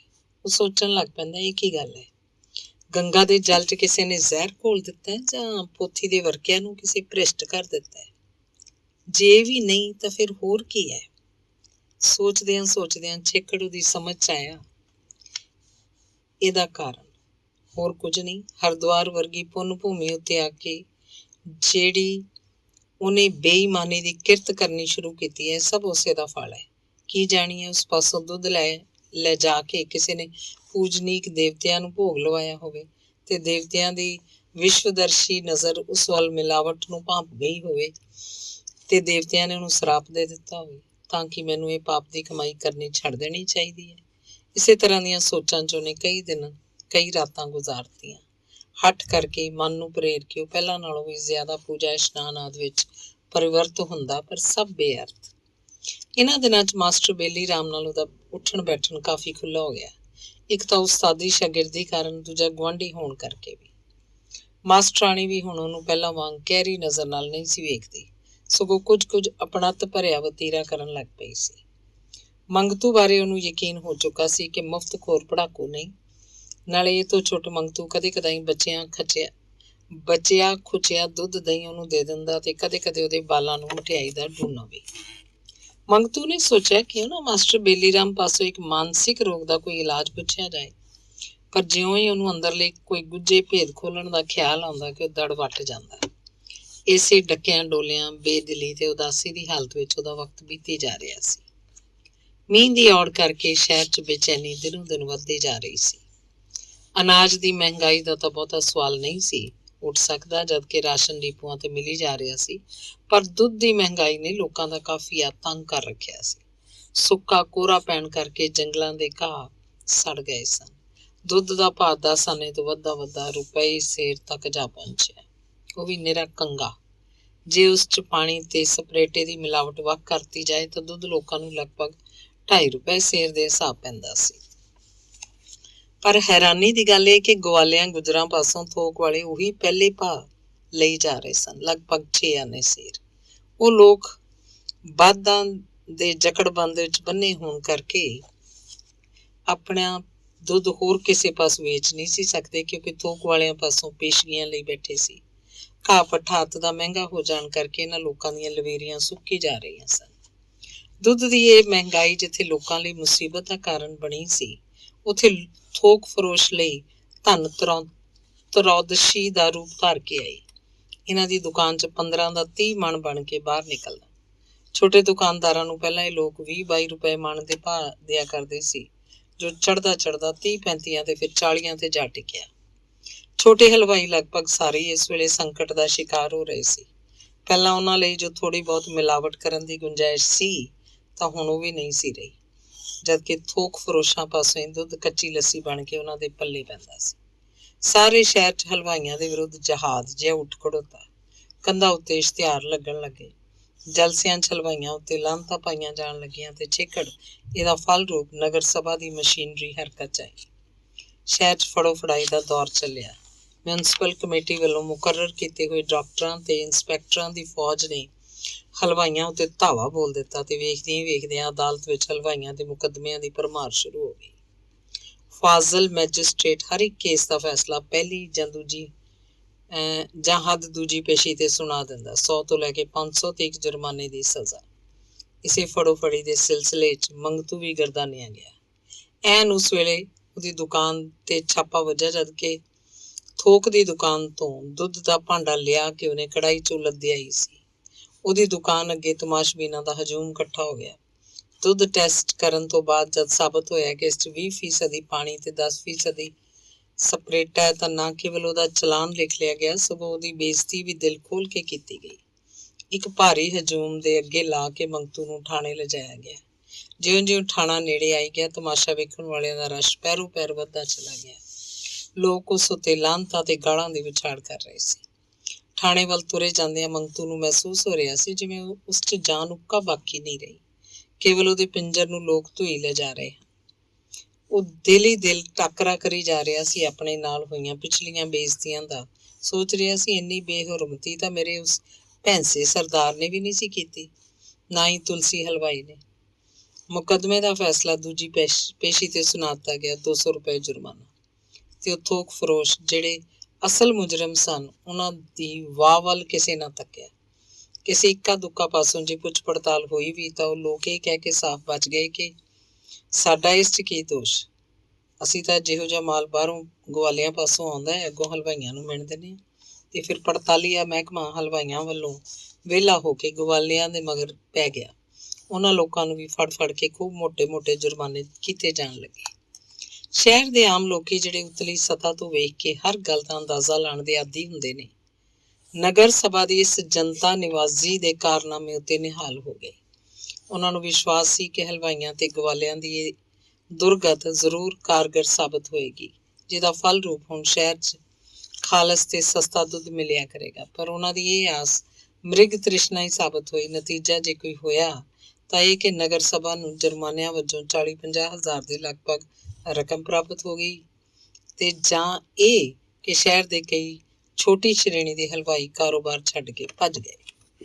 ਮੰਗਤੂ ਦੇ ਭਾਈਵਾਲ ਪਾਸ ਜੁਰਮਾਨਾ ਤਾਰ ਚੁੱਕਣ ਤੋਂ ਬਾਅਦ ਕੰਮ ਚਲਾਉਣ ਲਈ ਇੱਕ ਤਾਂ ਸਰਮਾਇਆ ਹੀ ਨਹੀਂ ਸੀ ਰਿਹਾ, ਦੂਜਾ ਥੋਕ ਫਰੋਸ਼ਾਂ ਨੇ ਉਧਾਰ ਦੇਣਾ ਬੰਦ ਕਰਤਾ, ਤੀਜਾ ਇਹਨਾਂ ਦੋਹਾਂ ਨੂੰ ਇਹ ਵੀ ਯਕੀਨ ਹੋ ਚੁੱਕਾ ਸੀ ਕਿ ਇੱਥੇ ਤਾਂ ਹੁਣ ਖਾਣ ਪੀਣ ਨੂੰ ਭਾਗ ਭਰੀ, ਧੌਣ ਭਣਾਉਣ ਨੂੰ ਜੁੰਮਾਂ ਵਾਲੀ ਖੇਡ ਬਣੀ ਰਹੇਗੀ। ਸੋ ਦੁਕਾਨ ਰੱਖੀ ਜਾਵੇ ਕਿ ਛੱਡਤੀ ਜਾਏ, ਇਸ ਮਾਮਲੇ ਉੱਤੇ ਕਈ ਦਿਨ ਸੋਚ ਵਿਚਾਰ ਹੁੰਦੀ ਰਹੀ। ਭਾਈਵਾਲ ਵਿਚਾਰੇ ਪਾਸ ਤਾਂ ਹੋਰ ਘਾਟਾ ਪਾਉਣ ਜਾਂ ਜੁਰਮਾਨਾ ਭਰਨ ਨੂੰ ਕੱਚਾ ਪੈਸਾ ਬਾਕੀ ਨਹੀਂ ਸੀ, ਤੇ ਮੰਗਤੂ ਨੂੰ ਜਿਹੜੀ ਪੂੰਜੀ ਡਾਕਖਾਨੇ 'ਚ ਜਮ੍ਹਾਂ ਸੀ ਉਹਨੂੰ ਏਦਾਂ ਹੀ ਭੰਗ ਦੇ ਭਾੜੇ ਗੁਆਉਣ ਵਿੱਚ ਉਹ ਅਕਲਮੰਦੀ ਨਹੀਂ ਸੀ ਸਮਝਦਾ। ਇਹ ਤੋਂ ਛੋਟੇ ਇਹੋ ਜਿਹੀ ਬੇਇੱਜ਼ਤੀ ਤੇ ਬੇਈਮਾਨੀ ਵਾਲਾ ਕੰਮ ਕਰਨ ਤੋਂ ਉਂਝ ਹੀ ਉਹਦਾ ਦਿਲ ਖੱਟਾ ਹੋ ਗਿਆ। ਨਤੀਜਾ, ਦੋਹਾਂ ਭਾਈਵਾਲਾਂ ਨੇ ਦੁਕਾਨ ਦਾ ਟੰਟਾ ਮੁਕਾ ਕੇ ਕਿਨਾਰਕਸ਼ੀ ਕਰ ਲਈ। ਅੱਧ ਪਚੱਧ ਰਕਮ ਲੈ ਕੇ ਬਣੀ ਬਣਾਈ ਦੁਕਾਨ ਇੱਕ ਹੋਰ ਲੋੜਵੰਦ ਦੇ ਹਵਾਲੇ ਕਰਤੀ ਗਈ, ਜਿਹੜਾ ਉਹਨਾਂ ਵਰਗਾ ਹੀ ਕੰਮਕਾਰ ਦਾ ਟੁੰਡਾਊ ਸੀ। ਮੰਗਤੂ ਨੂੰ ਪਤਾ ਲੱਗ ਚੁੱਕਾ ਸੀ ਕਿ ਇਸ ਭਾਗੀ ਦੁਕਾਨ ਨੇ ਇਹ ਤੋਂ ਪਹਿਲਾਂ ਵੀ ਕਈ ਨਵੇਂ ਮਾਲਕ ਸਿਹੇੜੇ ਤੇ ਕਈ ਪੁਰਾਣੇ ਛੱਡੇ ਸਨ, ਪਰ ਕੋਈ ਵੀ ਇਸ ਵਿੱਚ ਸਾਲ ਛਮਾਈ ਤੋਂ ਵਧੇਕ ਨਹੀਂ ਸੀ ਕੱਟ ਸਕਿਆ। ਜਿਉਂ ਹੀ ਰਾਸ ਪੂੰਜੀ ਮੁੱਕਣ ਤੇ ਆਉਂਦੀ, ਪਹਿਲਾ ਦੁਕਾਨਦਾਰ ਕਿਸੇ ਦੂਸਰੇ ਸ਼ਿਕਾਰ ਨੂੰ ਫਸਾ ਕੇ ਆਪ ਲਾਂਭੇ ਹੋ ਜਾਇਆ ਕਰਦਾ ਸੀ। ਇਹਦਾ ਜਵਾਬ ਭਵਿੱਖ ਦੇ ਪਰਦੇ ਓਲੇ ਸੀ। ਧੰਨਵਾਦ।